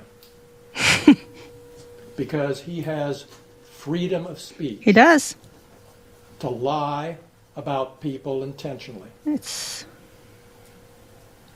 During jury selection, we talked about that. And you all agreed that it's not okay to tell an intentional lie about someone that hurts them. We all agreed. And the judge is going to tell you that in the law that he gives you. So Mr. Foreman is legally wrong when he says he has free speech to tell harmful lies about people and get away with it. That's just legally wrong. Mm-mm. You also told me in jury selection that even if somebody does something to you that hurts you, that you think is wrong, like a search warrant execution that you think was unfair, even if somebody does that to you, you told me, we all agreed, that that doesn't justify telling intentional lies designed to hurt people. That's what you think. That's what the community thinks. That's what decent people think. But Mr. Foreman thinks it's okay to do what he's done over 3.5 years because they executed a search warrant that broke down his door and disconnected his cameras. You heard from the witness stand, from Mr. Foreman, the callous indifference that he showed to what he's done, the harm he's done. It's imprinted in your minds, I'm sure, like it is in mine. The tears, Not the really. agony from some of these witnesses, don't forget that when you're back in the jury I room. think it's silly to cry over a That's what song. this case is about. You're police officers. You got to be a lot sturdier than that if you're going to be a police officer.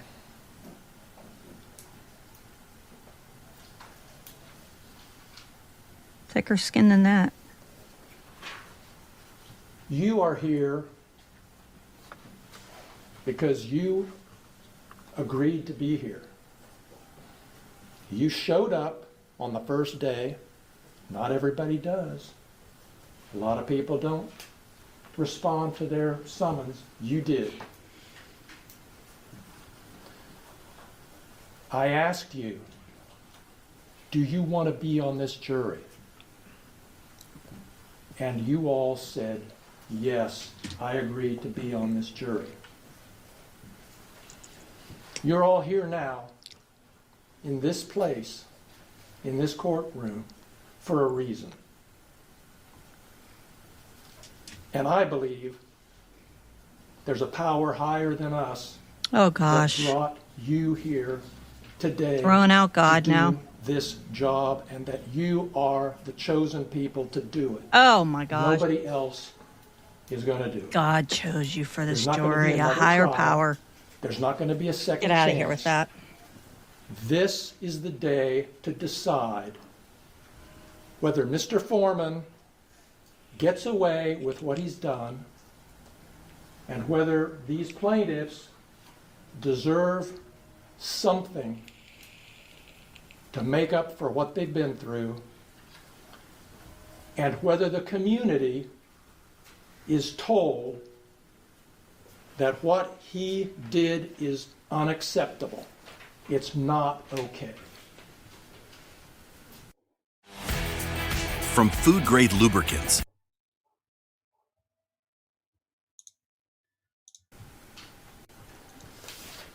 We talked about different kinds of damages.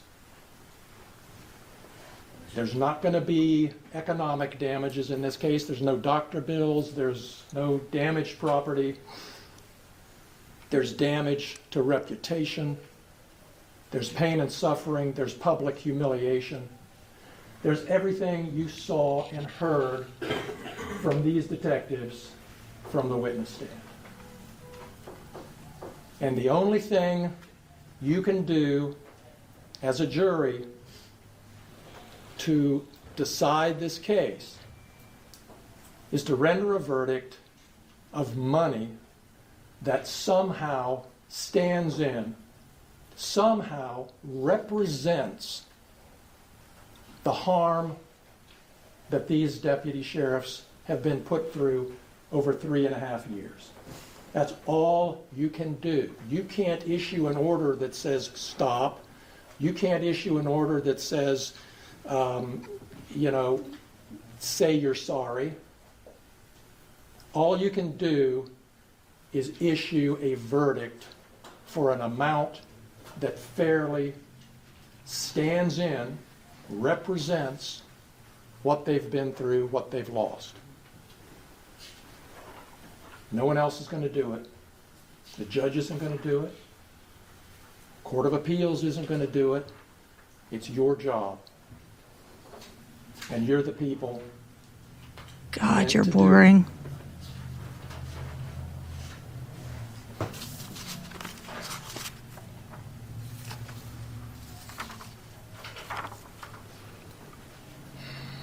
Now, I told you in jury selection, if we got to this point, I'd try to give you some ideas about how to evaluate what kind of verdict might make sense in this case. I told you then, and I'll tell you now, there's no formula. There's no easy answer. But there is an answer. And it's the answer that you folks decide among yourselves fairly represents I forgot how boring this dude the was. injuries that these I mean, not that deputies closing have statements should be spectacular, but whew. And I'll start by posing this question. Do you think that if there had been an advertisement in some newspaper that said, we will give you $2 million if you are willing to go through what Lisa Phillips has been through for the last 3.5 years? Would you take that deal? You think she would have taken that deal? Yeah, $2 million, that's a, maybe I'll go through that. Of course not.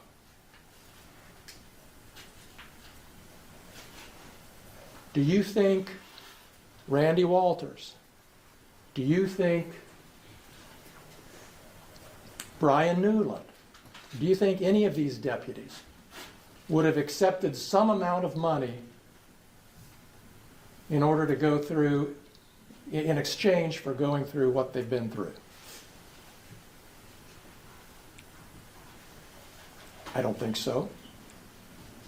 And I think you know nothing is worth going through what they've been through. And, of course, he says he's not going to stop. He says nothing can stop him. Maybe something can stop him if you tell him through your verdict that he needs to stop.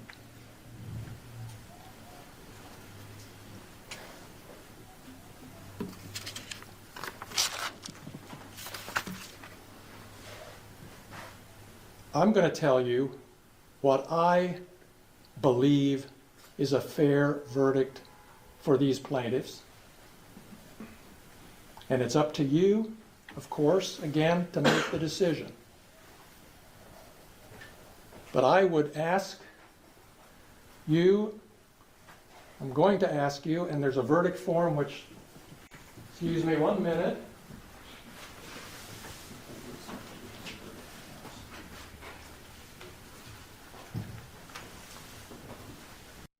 Smart founders know something most people miss. Get your domain.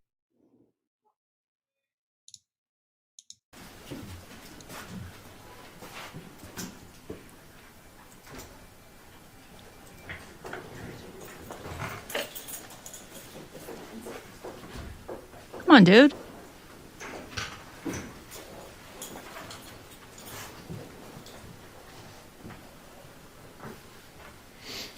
Folks, I'm going to show you these forms that you're going to be filling out, just so you're familiar with them.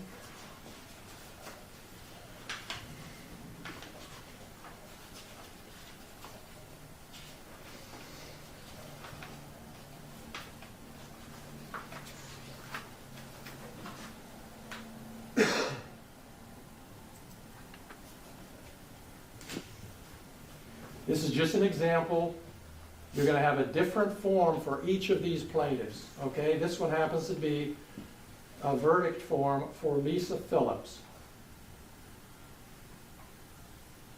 And I believe the evidence is overwhelming that you'll find in favor of Lisa Phillips. This happens to be her false light claim. There's a separate claim for defamation, a separate form for defamation, and you'll see the jury instructions. Judge Hine has already talked some about that with you. So this is just an example of the verdict form that I'm going to ask you all to sign in favor of Lisa Phillips and all of the plaintiffs on their false light and their defamation claims. Now,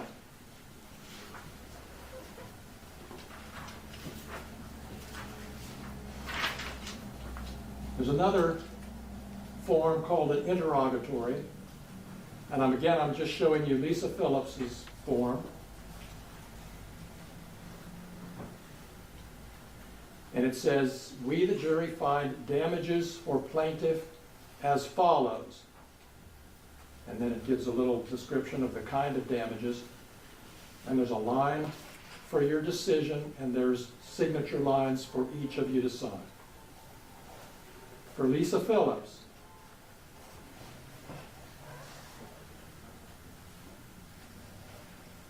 I'm not going to show you every form. For Lisa Phillips, folks, I'm asking you to put $1.5 million. $1.5 million? In that verdict form. Good Lord. $1.5 million for Lisa Phillips from what she's been through for 3.5 years. Maybe going through for who knows how long. For He can't be Brian serious. Newland, I'm asking you to issue a verdict for $1 million for what he's been through with his family, the loss of his dream job here in Adams County. For Randy Walters, I'm asking you for a verdict of $1 million. Jeez. For what he's $1 been million? through with the allegations and vile videos about his wife. For the other 4 plaintiffs, Sean Grooms, Sean Cooley, Justin Cooley, and Mike Estep, I'm asking you for a total for all 4 of them of $400,000 divided among them however you see fit based on 400,000, 100,000 each.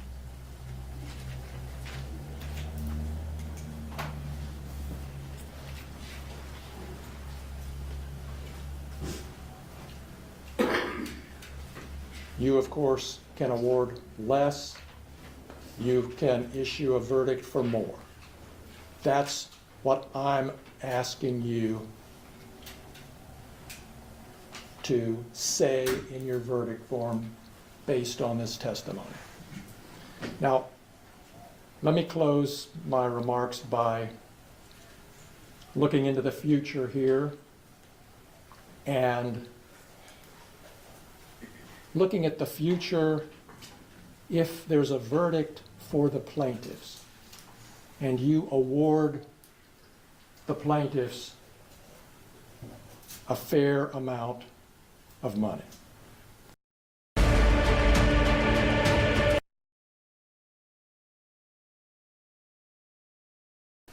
What happens? The plaintiffs are vindicated. The court of public opinion out there, the press, which I know you haven't been looking at, they don't know the facts. You know the facts. And a verdict for the plaintiff will say they were wronged, he was wrong. a verdict for the plaintiffs will make up in some way for what they've been through. A verdict for the plaintiffs will say that we don't condone, we don't approve, you can't get away with what Mr. Foreman's done. Not in this community, not in this country. That's not freedom of speech where we live. That's what a verdict for the plaintiffs will say. Let's look at another possible future if there were to be a verdict for the defendant.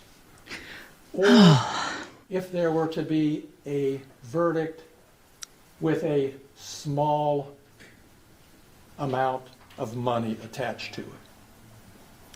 In that case, in that world, in that future, the world is told what he did is okay. It's free speech. What they went through is no big deal. We don't really care. We think it's fine. It is fine. That's what a verdict for the defendant or a small verdict would say. They would go home subject to even more ridicule. Yeah, you took him on and you lost. See, what he did was fine. I don't have to tell you, you know, that's not the message we want to send. It's not the message you want to send. Folks, I'm done. I've done all I can. These folks called me 3 years ago now and asked, what can we do to stop this? And here we are today. I've done what I can. They've done what they can. They've suffered through the publicity. They could have stopped this case at any time if they would have kowtowed to the pressure, public humiliation that Mr. Foreman continued to put them through, but they didn't. They bravely stood behind their case and their right not to be dragged through the mud with lies in the media. They've done all they can. And now I am giving their case and this decision to you. It's out of my hands. You have to decide what to say to Mr. Foreman and what to say to the community about what he's done and the effects that it's had on these folks. I have full confidence, I fully trust you to make the right decision, to make a fair decision. Thank goodness they do. Come back with a verdict that's fair for each one of these plaintiffs and that tells the community what you really think about this case. Thank you very much. Thank you, Mr. Clinton. You have 11 minutes after that. Final. Go ahead, Mr. Osborne. Oh, okay. I'm going to make sure there was no pauses in that. Boy, Mr. Osborne has a strong beard game. It's a big old beard.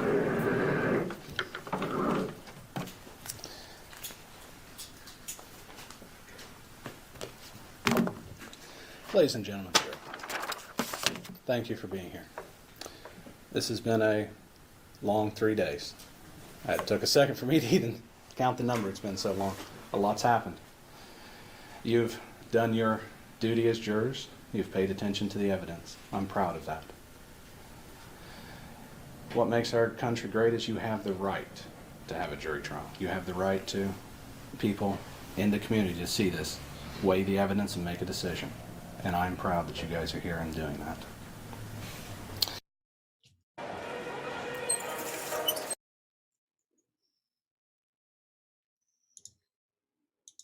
We started this time, I talked about this case was about freedom of speech.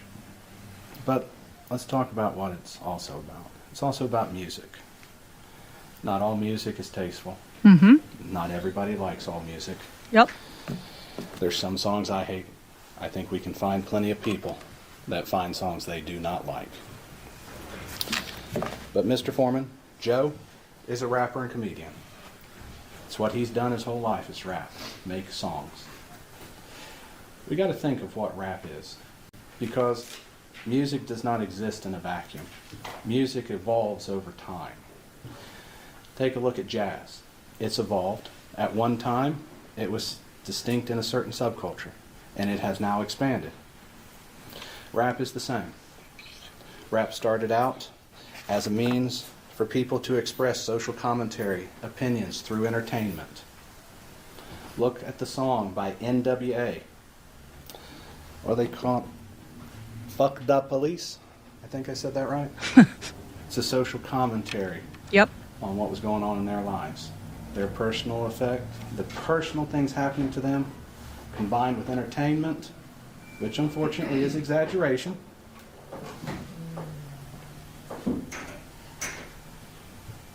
Opinion, nothing of fact in that song. It's a commentary on society. Mm-hmm.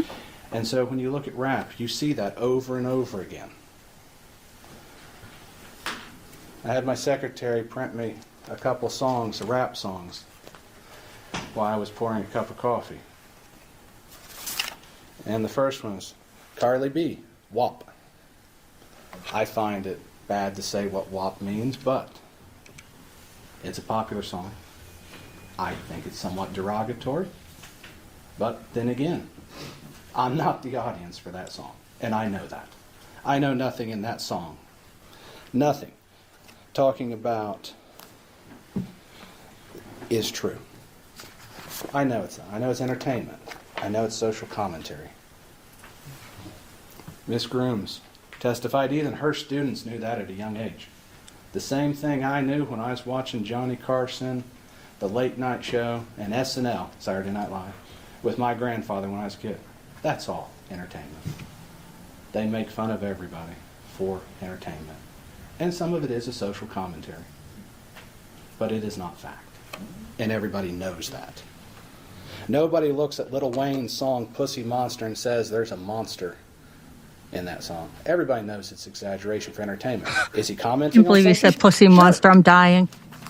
But it's not fact. And I can keep going. Megan Thee Stallion with Sex Talk. I mean, it just goes on. They use derogatory language. It's designed to entertain. Drew Hastings, former mayor of Hillsborough, was a comedian. I got to go to one of his stand-ups. Some of it was funny, some of it wasn't. Some of his jokes, like those of Eddie Murphy and Richard Pryor, some of them are not tasteful, but they're still jokes. They're not facts. And we know that. That's what a reasonable person listening to that would understand. And that's the point. This is not a vacuum. We don't live in a vacuum. Let's face it, if we lived in a vacuum, we'd all be dead because we couldn't breathe. So we live in a world full of everything, where we see things. We watch SNL. We know it's entertainment. We know it's going to pick on people. We understand that they're picking on public officials. Well, they picked on Joe. They pick on Donald Trump all the time, Sleepy Joe. I mean, go down the list, even Teflon Ron was made fun of. So as you go back, nobody thinks that's fact. Nobody's going to take it that way. When they post their clips on YouTube, when they post their clips on Facebook, people don't look at it and go, that's the truth. No, they understand it's comedy. They understand they're going to talk about it going forward. And if you look at his posts, you see the little signs of that too. Iteration. Things that you see in a song. I mean, because after all, You know, a song's catchy, right? It has a beat, song, you know, words rhyme. You know, she thinks my tractor's sexy, and, you know, sticks with you. She thinks my tractor's sexy. Oh my God, I'm iteration. dying. You heard how it came together as entertainment. So we don't exist in a vacuum, and a reasonable person doesn't exist in a vacuum. As the judge has said, you are a reasonable people. You get to decide what's reasonable, which means you get to use your experience. You get to use your understanding of what those are, of your understanding of Joe, of your understanding of rap music, music in general. I'm not going to sit here and say that these 7 people were happy about what happened to them. I'm not going to say that. That'd be stupid. But what I am going to say is they are public officials. We see it on the news all the time, public officials made fun of. Mm-hmm. Let's go back to voir dire. During my voir dire, we talked about, with the one juror who's gone, we talked about that, yes, I ran for public office. She agreed I put myself out as a public official.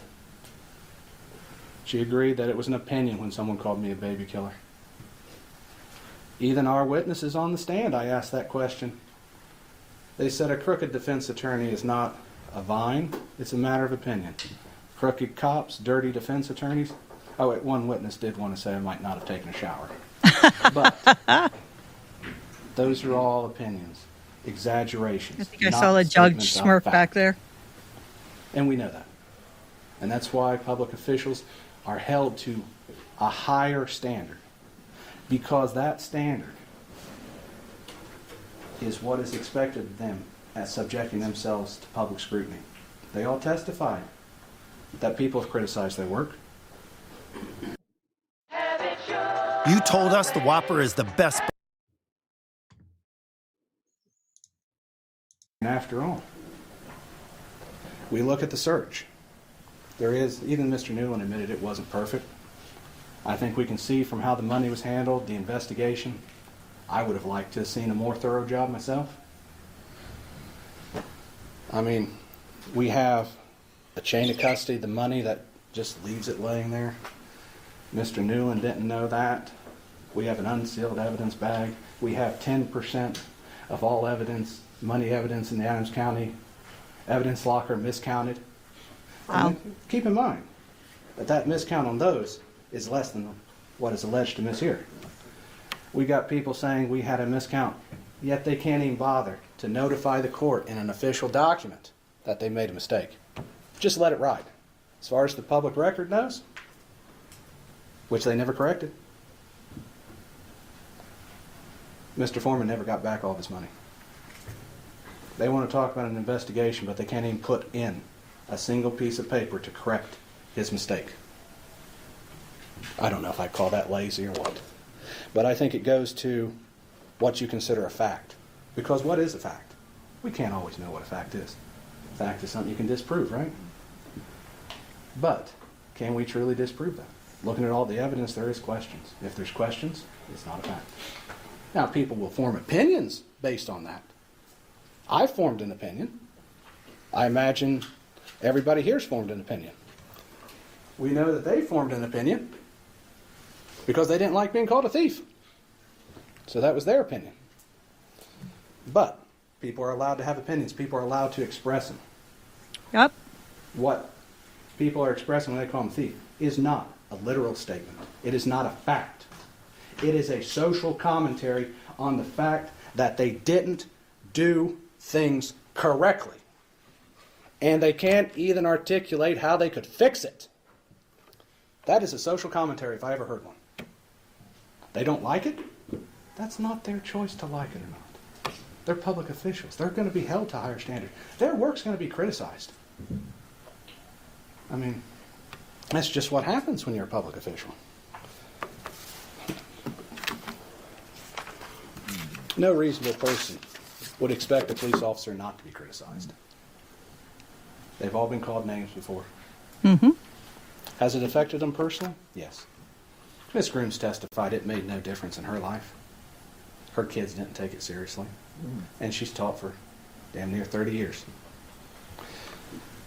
But they seem to take it seriously. And I come back to Mr. Grooms. He's worried about going out on a call and being shot. Now, maybe I'm old-fashioned, but if I'm going out on call, I'm worried about getting shot, I'm going to call my wife and tell her to be safe, not sit here and go, I'm worried about me. That's not what you do. You take care of your family. Mr. Walters wanted to point that out.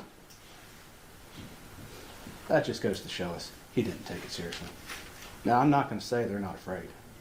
Anytime they go on a call, the highway patrol will tell you scariest thing's a traffic stop. Yep. You know nothing about the person. You're there by yourself, Mhm. and things can change in an instant. Is that scary? Fuck yeah. I'd be scared. But if you're truly scared, you take the steps for it. And domestic You abuse start calls. having your family do stuff. You start doing that. If you believe what you're saying, you take the steps towards it. You didn't take the steps. No one else talked about how they took the steps either, did they? And why does that matter? Because a reasonable person is going to look at that. After all, let's go back to me not taking a shower. How would you know I didn't take a shower? Hair clumpy, matted, probably got dirt all over me. That's how you would see. That's how you would prove if that's an opinion or fact. Now, even then you might say Dave just fell in the mud. But no reasonable person would take it in the vacuum. And I want you to think about everything in context. What rap is music, how it's entertainment, how the language works on it, how jokes are made. I want you to think back to it, because that colors how you see it. I love picking on Joe. He's a good sport for it. Look at that suit. Does this look like a man who thinks that everybody's going to assume that everything he's saying is fact? Look at this suit. I like picking on Joe. That's funny. He's like a comedian. He exaggerates for the sake of entertainment. That's who he is.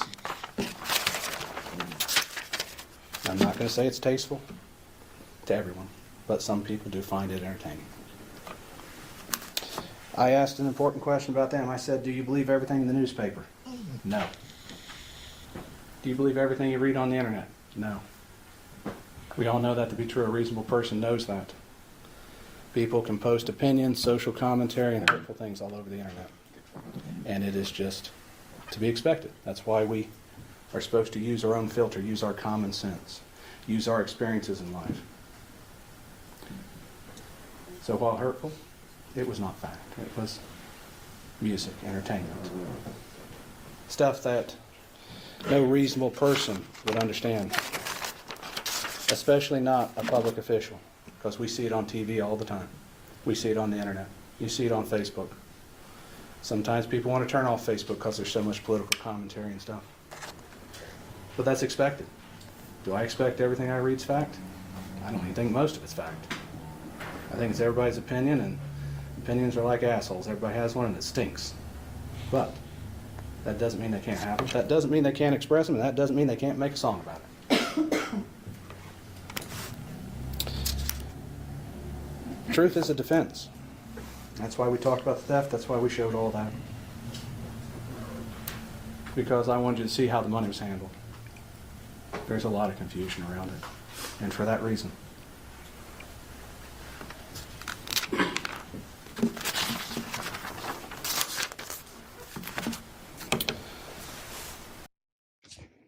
C. Sit in. And Before I get to another point, I want to address something that's bouncing around my head. Bob says, what does this message send if you find for Mr. Foreman? I rephrase that question a little differently. What does this message send if we find that music and social commentary, while maybe not the most tasteful thing in the world, is silenced because a public official, while hurt by it, yes, unhappy by it, yes, pissed off, yes, emotional, yes. What opinion does that sound? I mean, if you can sue people, music artists, comedians, to shut them down, that's what we're looking at here. I'm sorry they feel the way they do. But there's a certain amount that you have to take as a public official. It's part of the duties as a job. As we talked about during voir dire, as I've talked about them being called a baby killer, there's certain things you take and you move on. It's part of the job.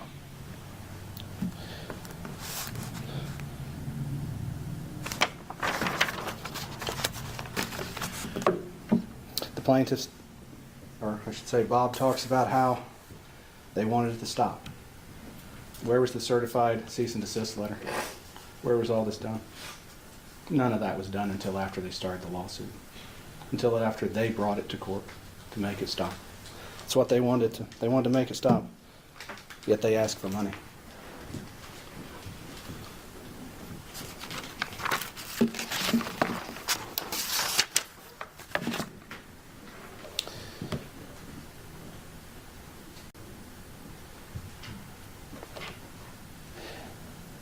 The commentary on them is nebulous at best. You can see that when you look at it. We have Beetle Bailey, Gomer Pyle, Colonel King Kong Bundy. Some of these names are not as bad as others, yes. Makes me laugh so But hard. they're all for artistic purpose. They're all for jokes. They're all for entertainment. This is not to paint them in a real light. No reasonable person would think that. Quasimodo.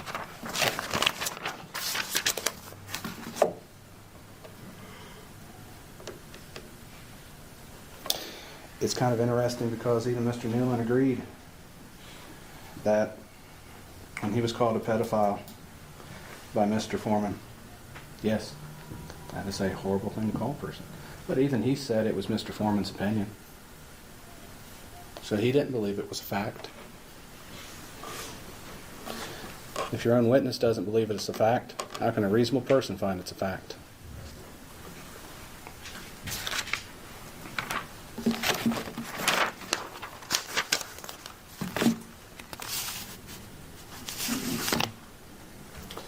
Bob went to great lengths to say nothing will stop him. Shows us where we're at. We got to stop his expression. We got to stop entertainment. We got to stop exaggeration. That's what Bob's talking about. What chilling effect does that have on the world we live in? Exactly. Think about it. You don't like what a commissioner does. You don't like what our prosecutor does. You don't like what any public official does, and you make a joke, and you're drugging the court. It may not have been a tasteful joke. May have been a bad joke. May have been the greatest joke ever. But what we're saying is if they don't like it, we're back here. What does that say to you, freedom of speech? What does that say to the world we live in? That's what this case is about. And Bob knows that. That's why he mentions it. That's why when you look at defamation and the jury instructions, you'll see that the first element of it is a statement. Portrayal of fact. Has to be portrayed as fact. No music video portrays as a fact. I don't watch Fuck Those Police and turn around and say, you know what, that's a fact. No. I say that's a song and it's entertainment and move on. Sometimes I try to figure out what the words mean, you know, what kind of they're getting at, but I don't expect them to present a fact. Fourth element is the proximate cause. It's an interesting question there, because you'll get the definition of causation in proximate. And we never talked about that really during the trial, and it's going to be something that I want to discuss. They talked about getting phone calls. None of those posts. Joe never said, call them and tell them this. Mr. Cooley testified that they mailed pound cakes to the office.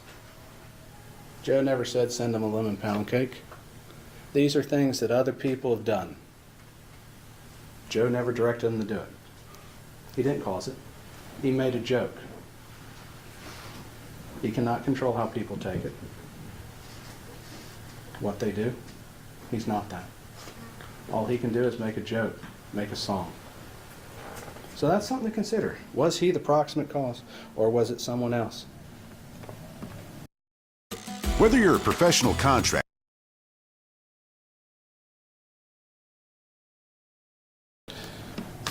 I want you to understand when they get to the question of malice, if you get that far, it has to be actual malice. Public officials, it's a higher standard. Why? Because we hold public officials to a high standard. Mm-hmm.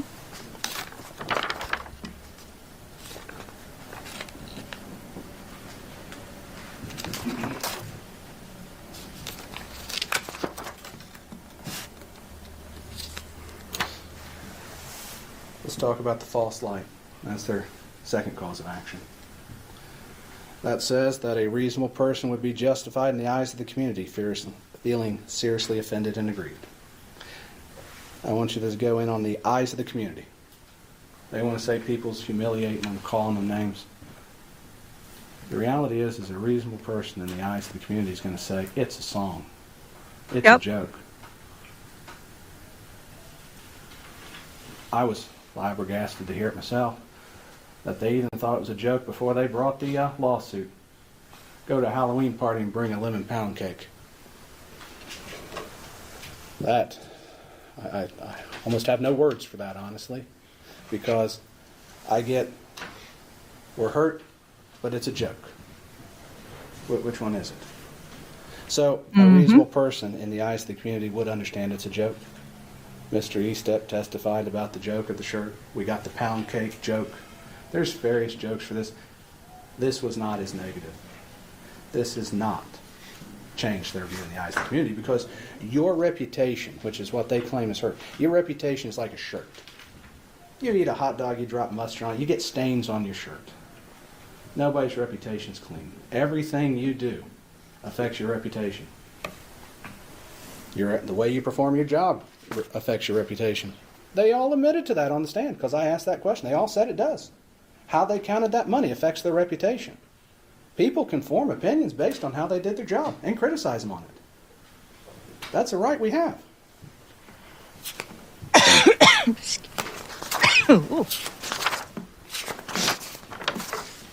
You have to forgive me, I have to flip through these, son. We didn't have a lot of time to prepare as things change on the fly.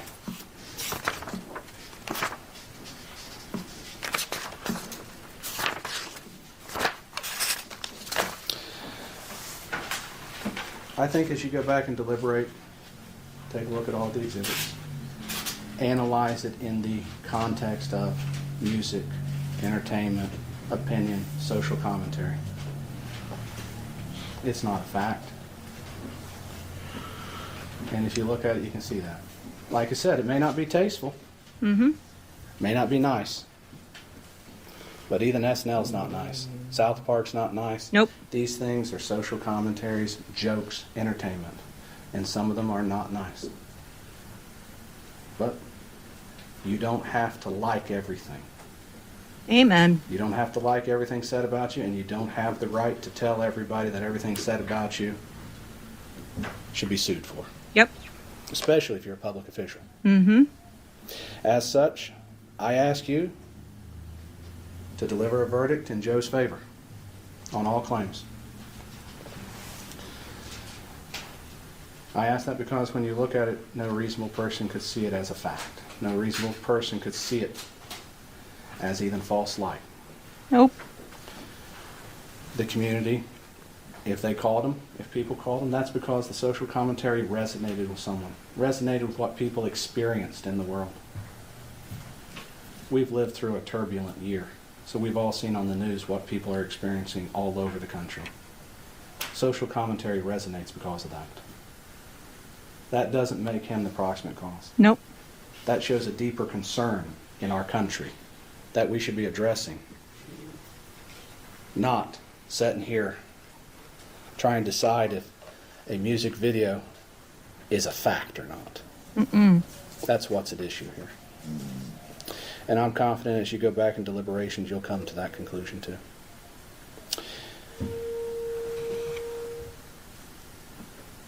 And with that, I thank you again for your service, because it is not easy, and what you're about to do is not easy. It takes time and deliberation. It takes hard work. And I appreciate that you guys are willing to do it. And I reiterate again, that's what makes us a great country. Thank you very much. All right, now we'll watch the verdict. Go ahead, Mr. Plagan. He has a chance to go back and rebut, but that guy's super boring. I don't want to listen to him rebut. All this will be in my sourcing, like I said. And here's the verdict here. Getting hard and getting turned on. Whoa. Not appropriate for my podcast here. Oh, that's after his verdict. Hold on. We don't want to listen to that yet. It must be at the end of here where they come back. Jory gives verdict. Okay, here we go.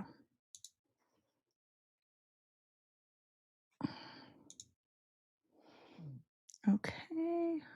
Volume. Let me get to the right spot here. Make sure it's shown. Okay. Look at him walking in with his fur coat on and his suit. We gotta wait for the judge to get in here. Like this stuff. Don't bring him out.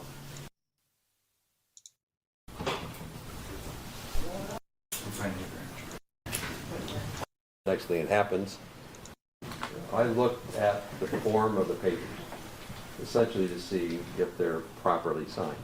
So that's the. Okay, here we go.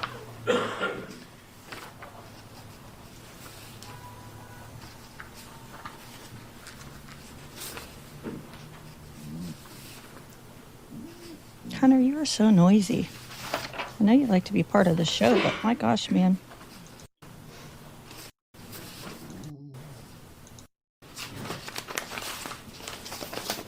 With regard to decorum, I don't expect any responses from anybody. It's been an emotional case. It's been a well-tried case. The lawyers did what they should do. The parties did what they should do. I just want to remind everybody that how the verdict comes out isn't something of public comment. So if you have an emotional attachment to the verdict, don't express it. Wait till you get out of the building before you let your emotions out.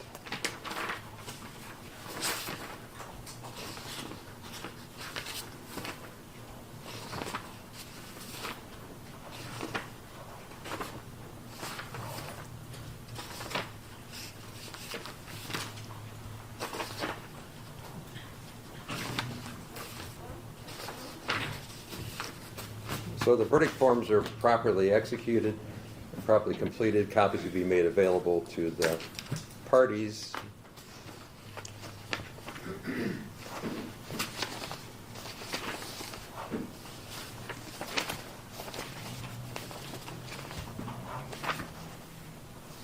In all circumstances, the jury finds in favor of the defendant. No plaintiff verdict prevailed.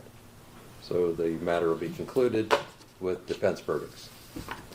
Thank you, Mr. Klingler. Thank you, Mr. Osborne. Thank you to the court staff and the Sheriff's Department for security in the building. And we'll go ahead and stand in adjournment. Thank you. You're welcome.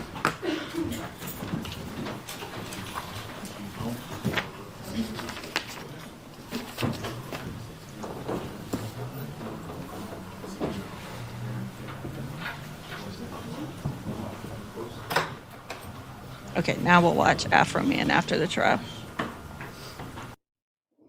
If you're trying to stay lean and jacked.